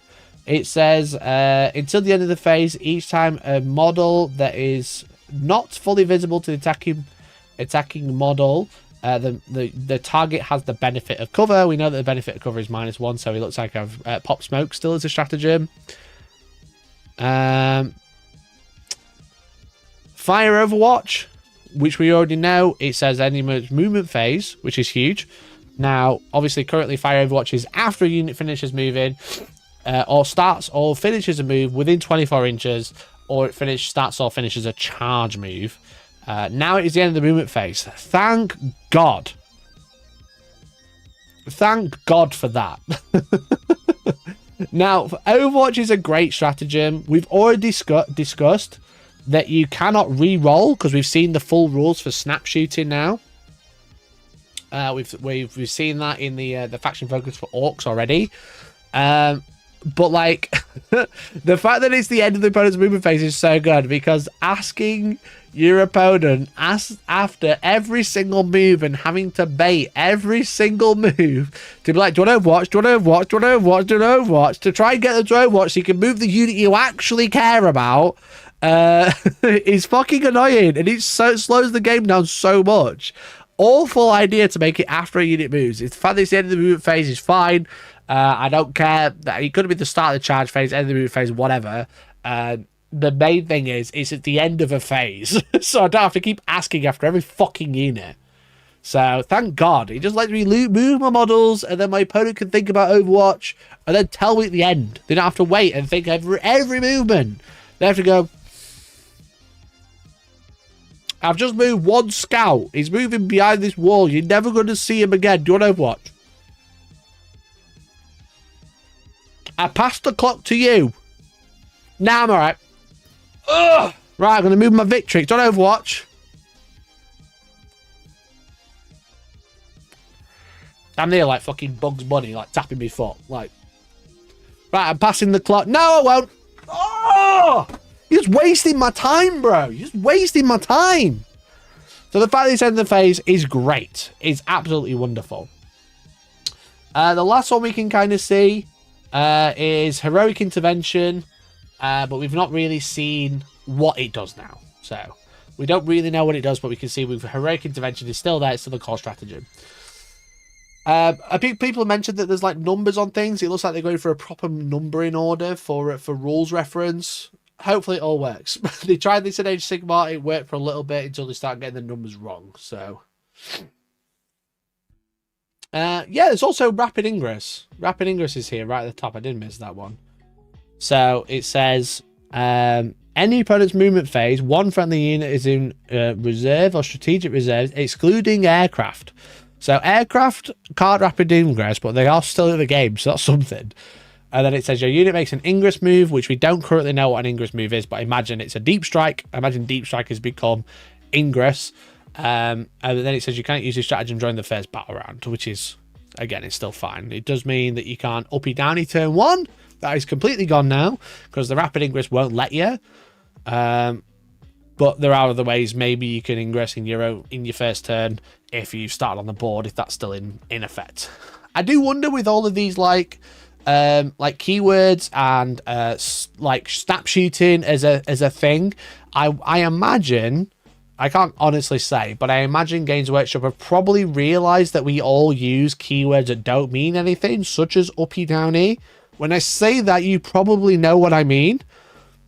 But that isn't a real term. It's just something that one person said and then it's coined and it's become repeated. And we all know what it means. And it's like Overwatch, Fireback, Vect, Uppy Downy, Move Shoot Move, or like Fire and Fade. Excuse me. What are some other ones, chat? Let me know. But there's a lot of like terms in 40k that we use that actually aren't real rules or real names of things. They're just names that make a lot of sense because they're old rules that used to have that keyword, or they just make sense when you say it is like uppy downy. It means you can go up and come back down, you know. Games Workshop will also use these terms even though they're not real, and they didn't make them, but they're so like prevalent.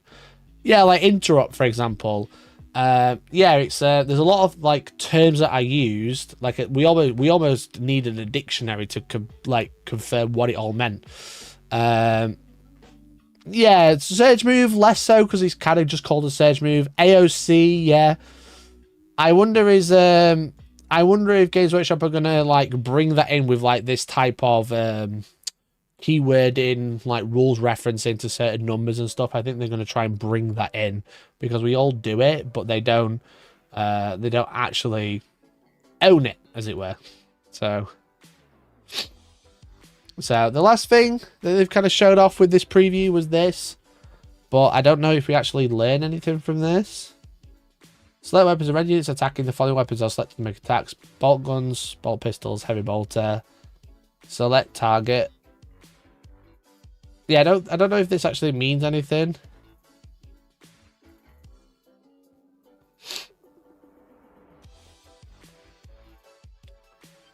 outflank. Yeah, exactly. That's a good one.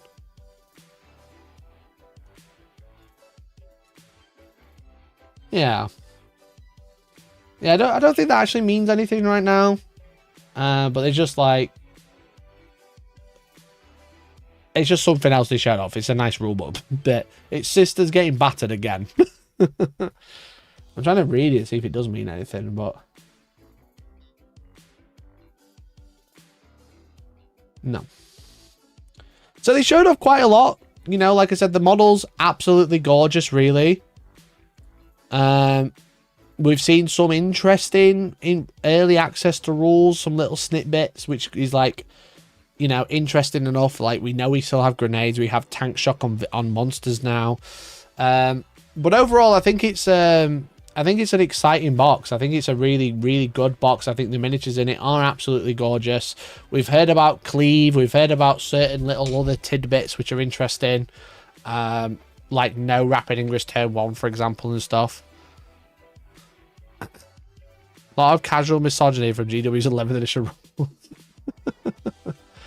But overall, a really good box. I'm excited to get my hands on it.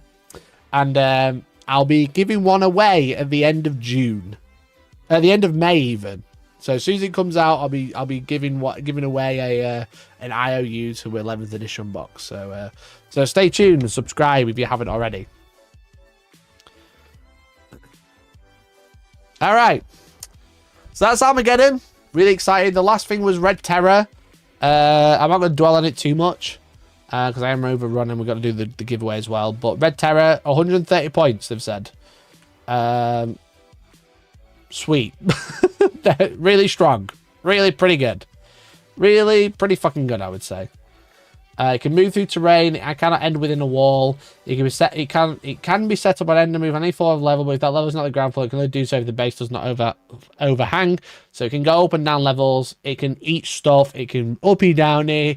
It can basically auto dev wounds something with precision and do D3+2 damage, and then to heal that many wounds, all for 130 points. Pretty fucking good. And now it can tank shock. In 11th edition, it can tank shock as well. Uppy downy every fight phase. Yeah, any fight phase.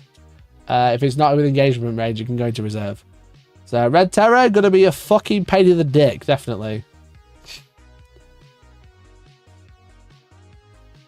This is interesting. They actually confirmed how many points it was. Like, not even just like a... oh, it's also this many points. It's like Tyranids, Red Terror. So it's basically legal from today, really. Because everyone, it's the points and the rules are already out for it. So, really cool model. It'll die quickly if it gets seen. If it's only toughness 8, it doesn't have an inborn. It's got 9 wounds, which is, you know, pretty decent. But it will go down pretty fast. But it's whether if you play it right, it will never get seen and just murder shit. They're hitting on 2s with 12 attacks and then the auto dev wounds are heals. Do you know the base size? I don't think so. I think a lot of it's a guess. I'm sure you'll find out soon enough, though. So, yeah, definitely a good one. It's an epic hero, so Tyranid players will only need the one. But definitely going to sell out this weekend. So make sure you order using my link in the description. That's where you put Outpost in chat. Very, very good. Very, very, very good model. So, yeah. And it's a Vanguard Invader as well, so it mixes that attachment really well. So, chat, we do have a giveaway to do, though. Where's it gone?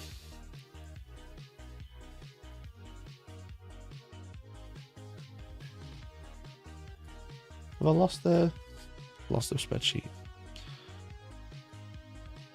Oh, it's that, look. Bam. Thank you, Jacob. Appreciate it, mate. We do have the giveaway to do. Let me just post on the Discord that I'm doing the giveaway now.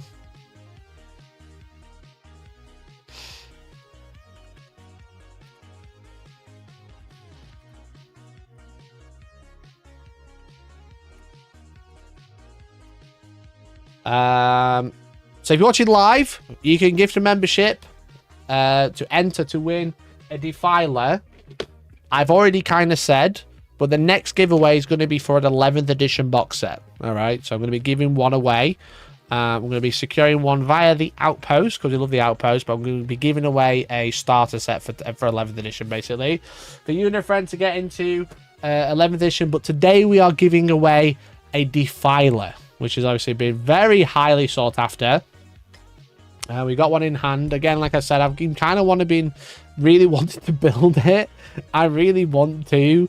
I've kind of decided, chat, I'm going to slim down my armies, but I'm also going to build a new one. I'm going to get rid of a couple of armies. I think I'm going to get rid of my Eldar armies because I don't use them very much. I don't really care about them too much. The drukhari are a bit of a funky one, but I've not really enjoyed drukhari for a while. And if they get a really big redo, I don't know if I can be bothered to paint them. But like, I think what I'm going to do is slim down some armies and then build up my Emperor's Children properly, but then use it as a Chaos army at the same time. You know, so I'm going to use Emperor's Children as both Emperor's Children and Chaos Space Marines, because I think that'd be cool. I think Red Corsair Raiders would look cool in Emperor's Children scheme, so I'll just do pink Chaos Space Marines basically, but it'll be an Emperor's Children / Chaos army, because I think I want to be able to have the option of running multiple factions, but also Emperor's Children are the least wild, you know what I mean? They're the least crazy in terms of like style. I think Thousand Suns as Chaos Space Marines look really weird, but I think Emperor's Children as Chaos Space Marines look normal. You have an Eldar army? I do. Quite a large one, actually. You can Google it. Probably. No, you can't. A lot of Arab boards with Eldar. A lot of Arab boards with them. But yeah, I painted like one of each, but I have an This is my Eldar army in this one. But I'm not wedded to it. You know what I mean? What's the Dark Reaper guy called? Mugen Ra. Malgan. There he is.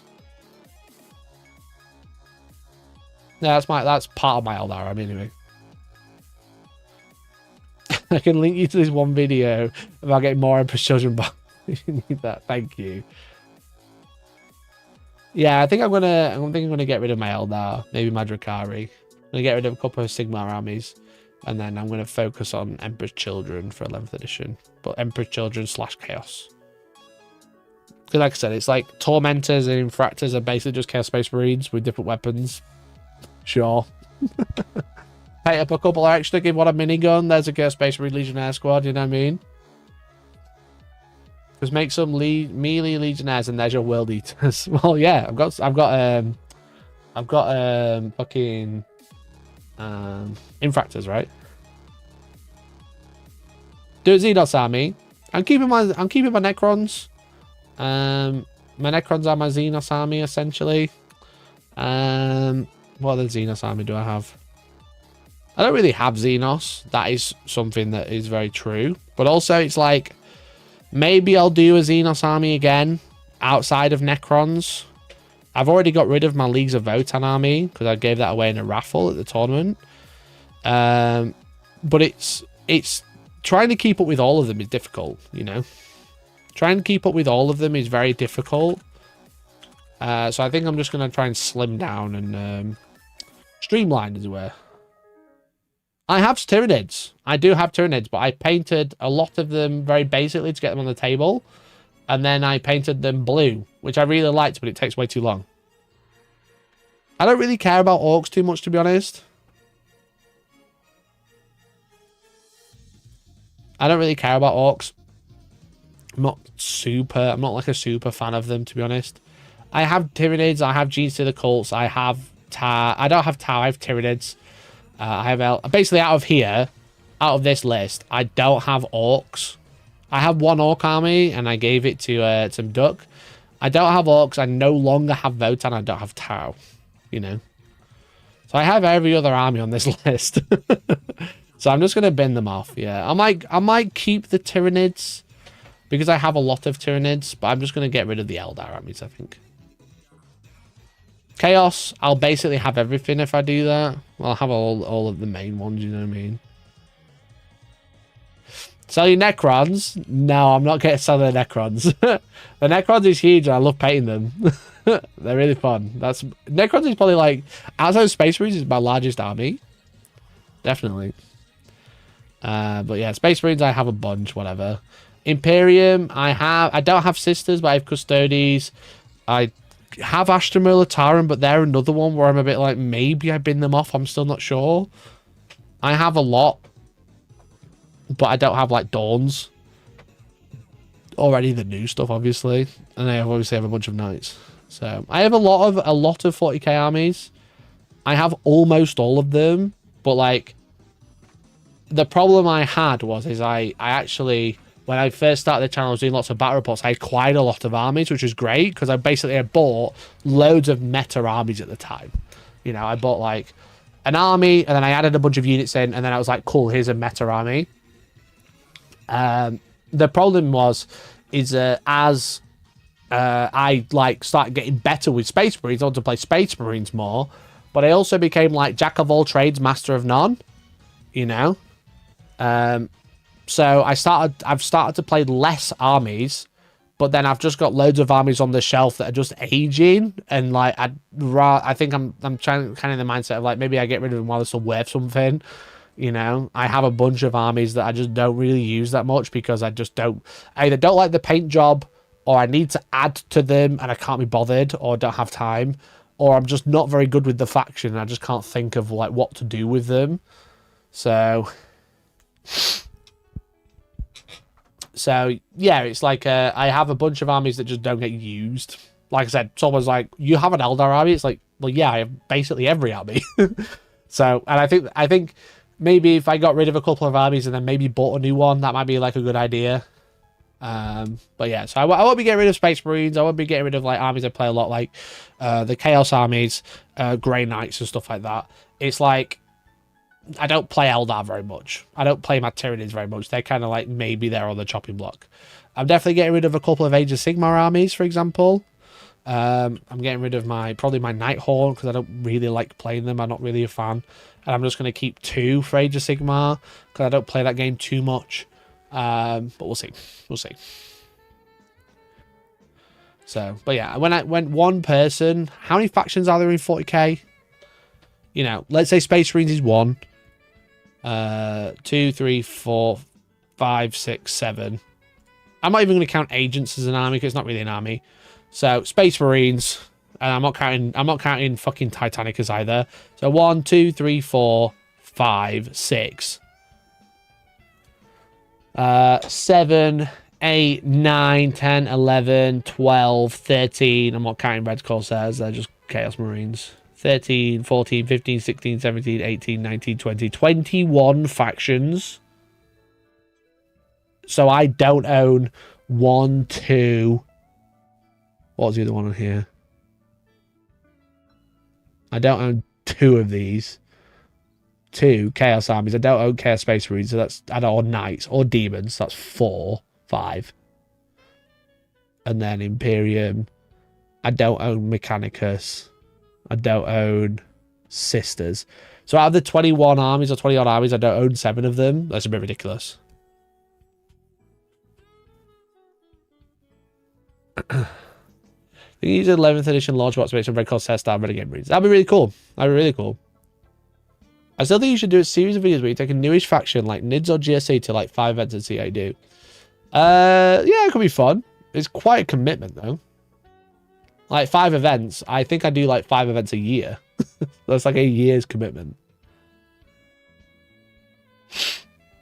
Shameful, really. Yeah, I've got way too much. Yeah, I've got way too much. It's just, it's kind of like unmanageable, really. Because whenever there's like a new army, I'm like, oh, a new release. I can be like, oh, I could pay like 4 units for this. You know? So, yeah, it's just kind of really... I kind of have sisters, like you say, expand on the sisters. So arguably, I don't own 6 of the 21 factions. Does one guy need 15 armies? No. No. But if I could slim it down a little bit, or maybe like trade like 3 or 4 in for one that's like a little bit larger, that's a little bit easier to manage. Yeah, I'm not about chasing other people's ideas for views. No, it's a slippery slope. I've tried that before. I'm trying to do 5 Epic Children events this year and I'm starting to regret it. I wanted to run something else so bad before. Yeah, I can imagine. I think it'd be very intensive learning all the army rules and what not to do and what not to.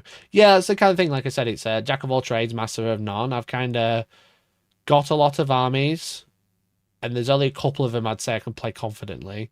And then even then, I'm not sure I'm perfect at playing them. You know what I mean? So yeah. I'm thinking about slimming down. I'm not going to do anything fast. Probably during 11th edition when the hype's highest, to be honest. Focus on agents and Grey Knights. Yeah, like you know what I mean? Like focus on couple.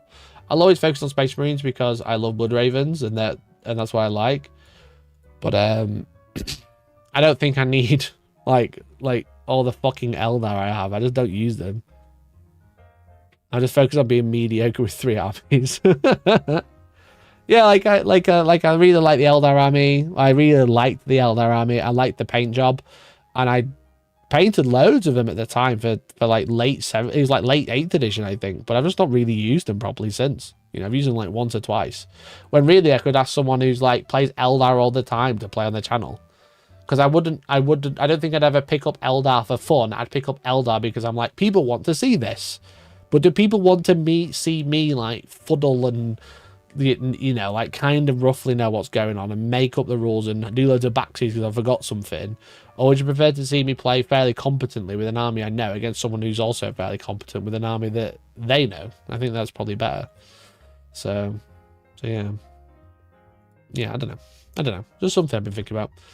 It's like GSC. I've got a fucking huge GSC army. Don't have any of the vehicles. You know, I got all the infantry, none of the vehicles. That would probably be a good one to like kind of expand. Because I just need the vehicles. So it wouldn't take a lot. Watching people butcher an unfamiliar army is very off-putting. Exactly. You know what I mean? And it's if I'm already like, oh, I've got like 15 armies, so I'm going to cut down. I'm going to sell like 2 of them. Like, I'm still going to be butchering a lot of them. It's just a couple I'm kind of like, okay, I'll get rid. Like Votan was one where it's like, I've got a small Votan force painted. I don't have a lot. It's going to take a hell of a lot to do. So I gave away in a raffle, you know? So yeah, I'm thinking, there's a couple I'm thinking. I'm not really decided yet. I'm not confirming anything. I'm just kind of nattering because I was hoping more people might super chat before I do the giveaway, which I'm going to do now.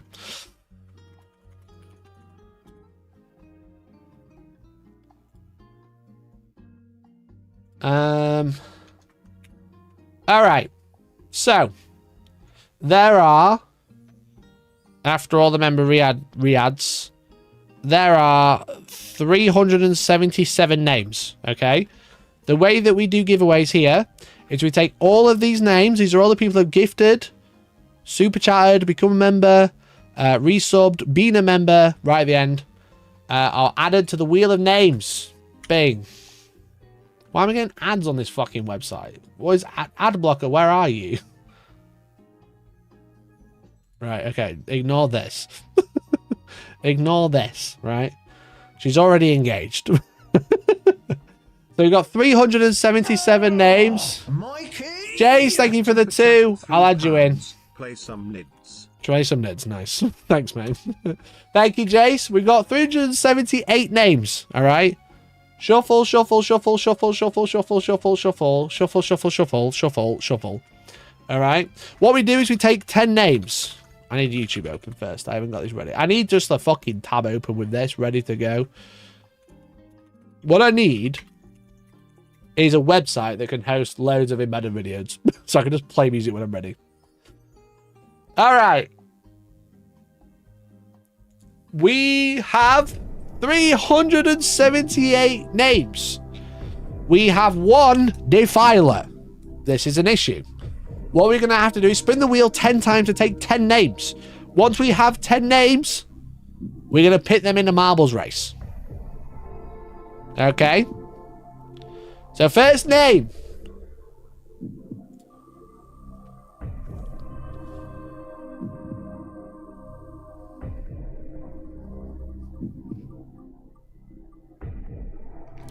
Arco the Fox! Congratulations, Arco the Fox. You are one of our 10 finalists. It's not a winner. Finalist. Alright, let's put him in yellow.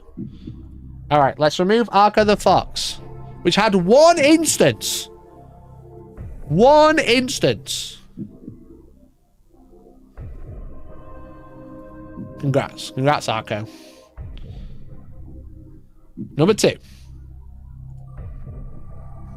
Alright. No phoning a friend. No lifelines left. Number 2 is... Michael Steele. I hope you're watching, bud. Congrats, Michael Steele. Again, in with one single entry by the looks of it. He's in. Number 3. Down to 376. 376 remaining. Only 7 names left to pull. Jace!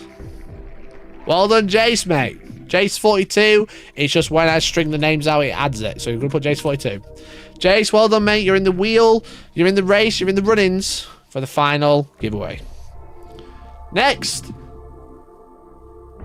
Number 4. Number 4. Number 4.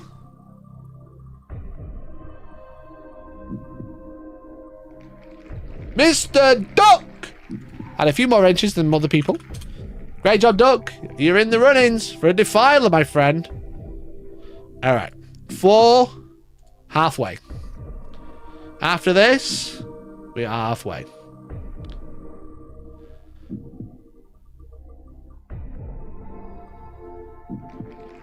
Gavin. Exclusive. Who the fuck is Gavin? Gavin is a member at Boys Club level. Alright, there we go. Well done, Gavin. Well done, Gavin. You are number 5. Congrats, Gavin. Okay. Threw me off as well. Threw everybody off. I only had one entry. One name. Boys Club. You know, Gavin a laugh. Literally, Gavin a laugh. Alright, okay. 5 names remaining. Is everybody ready? Imagine you pull Stacey next. I'd love to pull Stacey. Right. 1, 2, 3, 4, 5 shuffles. Here we go. Number 6.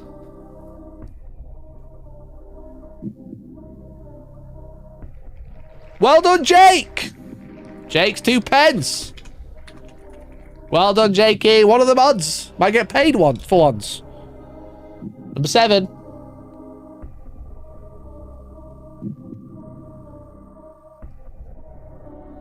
Who's next?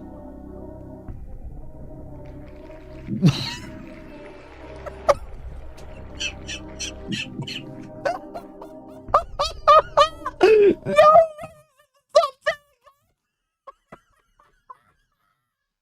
No way, Mark's in the top 10 again!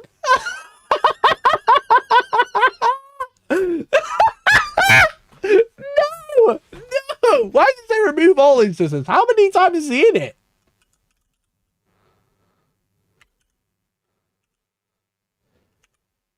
How is he twice? Is it? Has Mark got 2 accounts? Mark's fucking subscribed twice. Bro's got 2 accounts. I'm getting like 4 quid a month off him. Let's fucking go, Mark. Roll! Let's go! Woo! Someone get Elliot on the blower again. His dad's in it for a 2nd time. Let's go, Mark. Let's go, Mark. Let's go, let's go, let's go.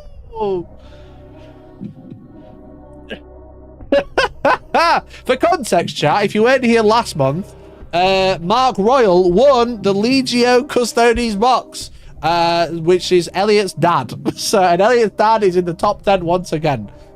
Literally, he might be winning almost £300 worth of Warhammer for being a member for £2. Alright, number 8. Number 8 at 372 remaining. Mark Royal again, are you ready? Mike Arthur. Well done, Mike Arthur. Well done, matey. You're in. All right, 2 remaining. Mike Arthur having a single entry as well.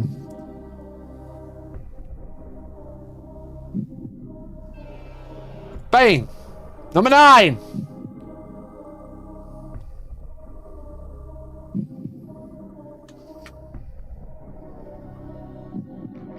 Jace! Well done, mate. Jace has got 2 entries into this giveaway. Well done, Jace. You've managed to get 2 in the top 10. Imagine using your dad to scam extra entries in the prize draw. Not once, but twice. Chat, you literally watch me Google wheelofnames.com. You literally watched me copy all of the names into the list. You watched me shuffle them probably 15 times, and you're still calling it a scam. How can I if I could scam that hard, I would be doing a little bit more than winning my own giveaway. I'd be robbing banks. Anyway, last one. Shuffle, shuffle, shuffle, shuffle, shuffle, shuffle, shuffle, shuffle, shuffle, shuffle, shuffle, shuffle, shuffle, shuffle, shuffle. Last one. Congratulations to Mark Royal. Papaya Pariah. All right, everybody. There are our final 10. Congratulations, everybody. You made it to the top 10. If you did not make it to the top 10, I do apologize. I do this. And I say, I'm sorry you didn't make it this time. Maybe you'll make it next time.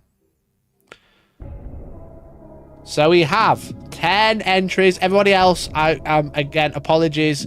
Commiserations. We had people entering for free. We had people gifting. We had a whole lot. But sadly, if you did not make it out of the top 10, you will not be winning a Defiler today. But if you'd like to support the channel from now on, you'll be winning an 11th edition box set during the next month.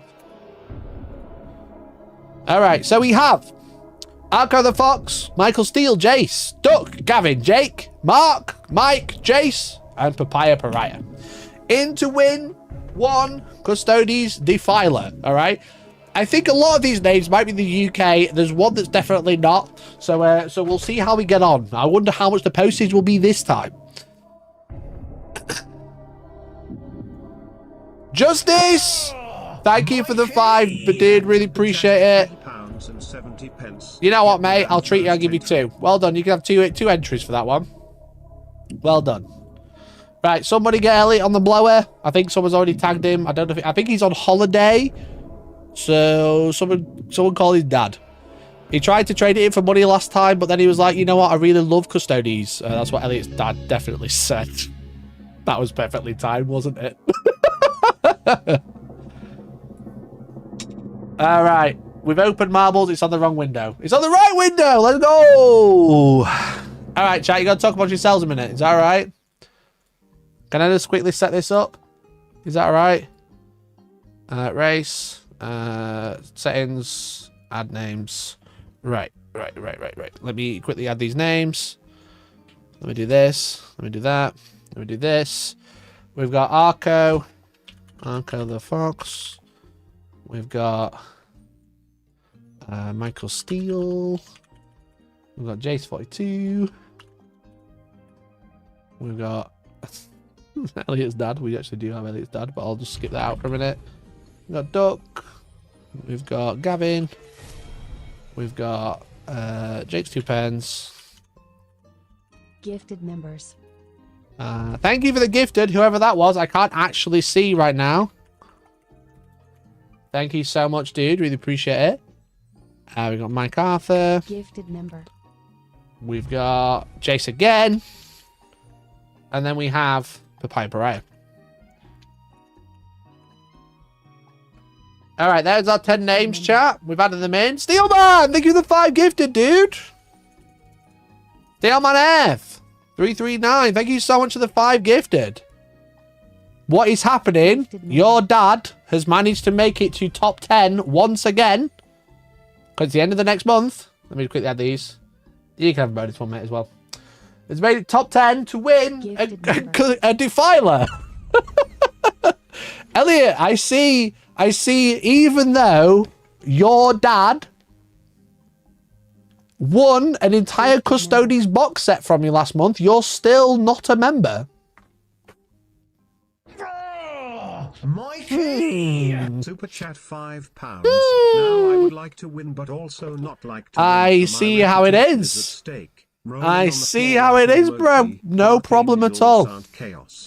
Thank you, Jakey, for the 5. I'll definitely add you into the giveaway for next month, because this month is over. Right, we need a track, chat. But I see Elliot's still not a member, even though he's clearly seen how profitable it is. I am the vice chair of the Hellstorm fan club. Doesn't look like it.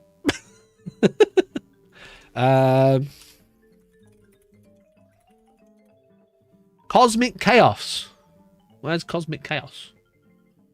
Cosmic Chaos is only 2 minutes. We'll do Cosmic Chaos. Yeah, let's do it. Let's do it. All right.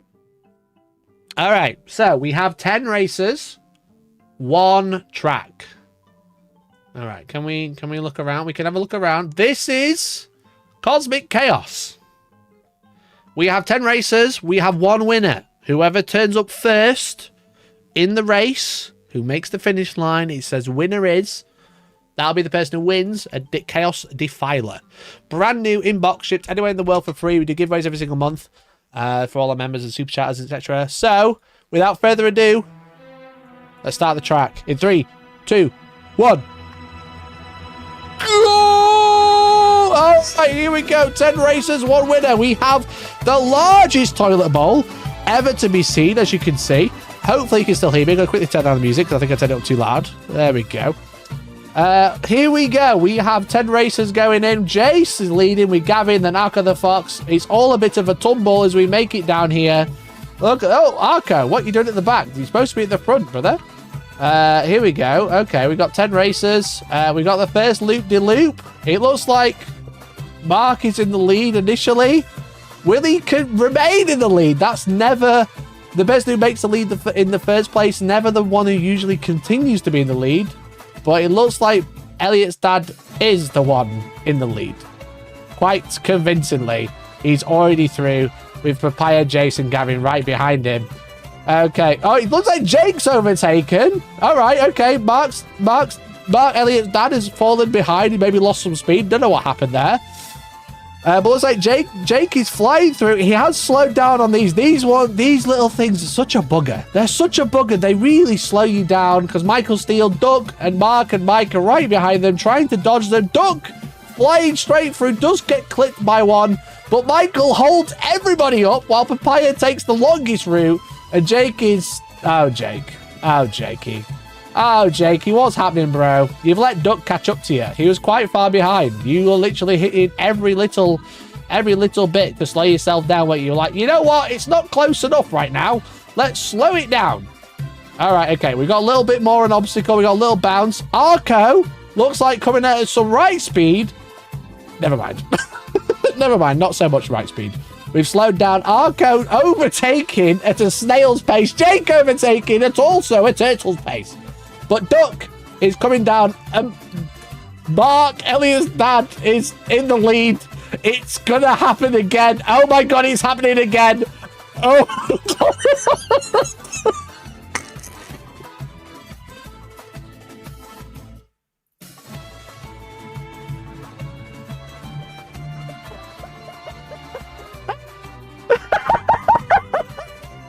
oh, my fucking God. Oh my fucking God! Elliot's dad has won again!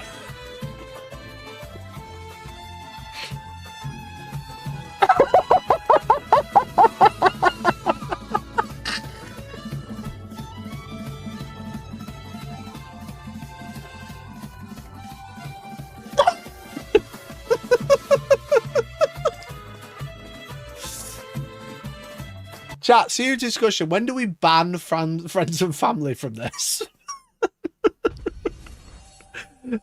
Oh yeah, thank you for becoming a member.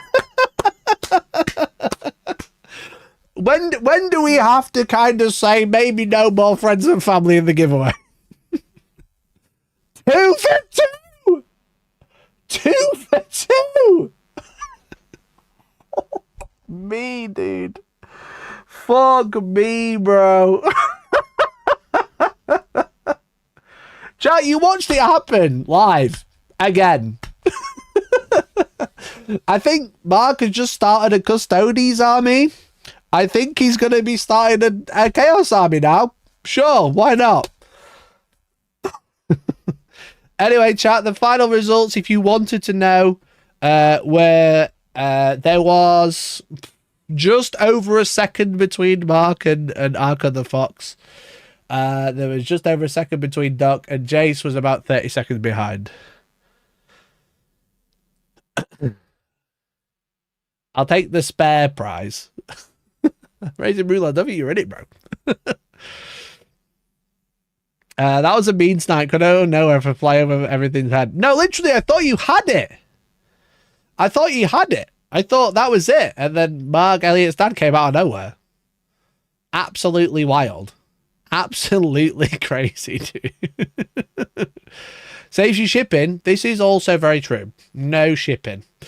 So Elliot, let me know where Mark wants me to send his new defiler. Can you link the terms and conditions? I just want to check something. Sure, I can. ! T's and C's should work.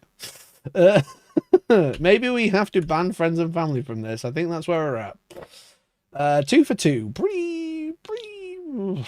Pretty. I mean, that's just kind of how things go. Anyway, Elliot, I'm just adding you into the giveaway for next month because you became a member and you can have double like everybody else. Was anyone else? Anyone else? Was it Jake? Was it Jake? It was Jakey. Jakey with the super chat. Jake, thanks for the super chat. Is anyone else feeling it? Is it getting a bit warm in here? Is it a little bit warm in here or not? Just me. Just me. All right, chat. There we go. That's the end of the stream. Thank you so much for watching. I hope you enjoyed it. Commiserations to everyone who didn't win. Shout out to Mark. Shout out to Mark for winning again. What can I say? Very funny. Very, very, very funny. Chat, look out for that defiler on Mikey's desk in upcoming streams. Look, I will give it to Elliot to pass on to his dad. It's up to him what he does with it. You know, the Custodes box is gone. You know, I don't have it. I would have liked to keep it. Yeah, it'd been great. I've already been trying to find an STL to print defilers. I do want some, don't get me wrong. But Elliot's Mark Royal has won it fair and square. What can I say? What can I say? But anyway, this month we are giving away 11th edition. So yeah, I'm giving away an 11th edition pre-order. So yeah. Well, you saw it fair and square, chat. What can I say? What can I do? What can I do? I can't do anything. So I'm going to go. Thanks so much for watching. I'll be back potentially tomorrow, if not Wednesday morning. And I'll see you for the faction previews. So thanks for watching. Appreciate you. And I'll catch you next time. See you later. Love you. Bye. Bye for now. Bye. Maybe if we don't add a friend and family clause, we add a can't win it again next month clause. We need something, I think. Because this could be problematic. Anyway, thanks for watching and catch you next time, gamers.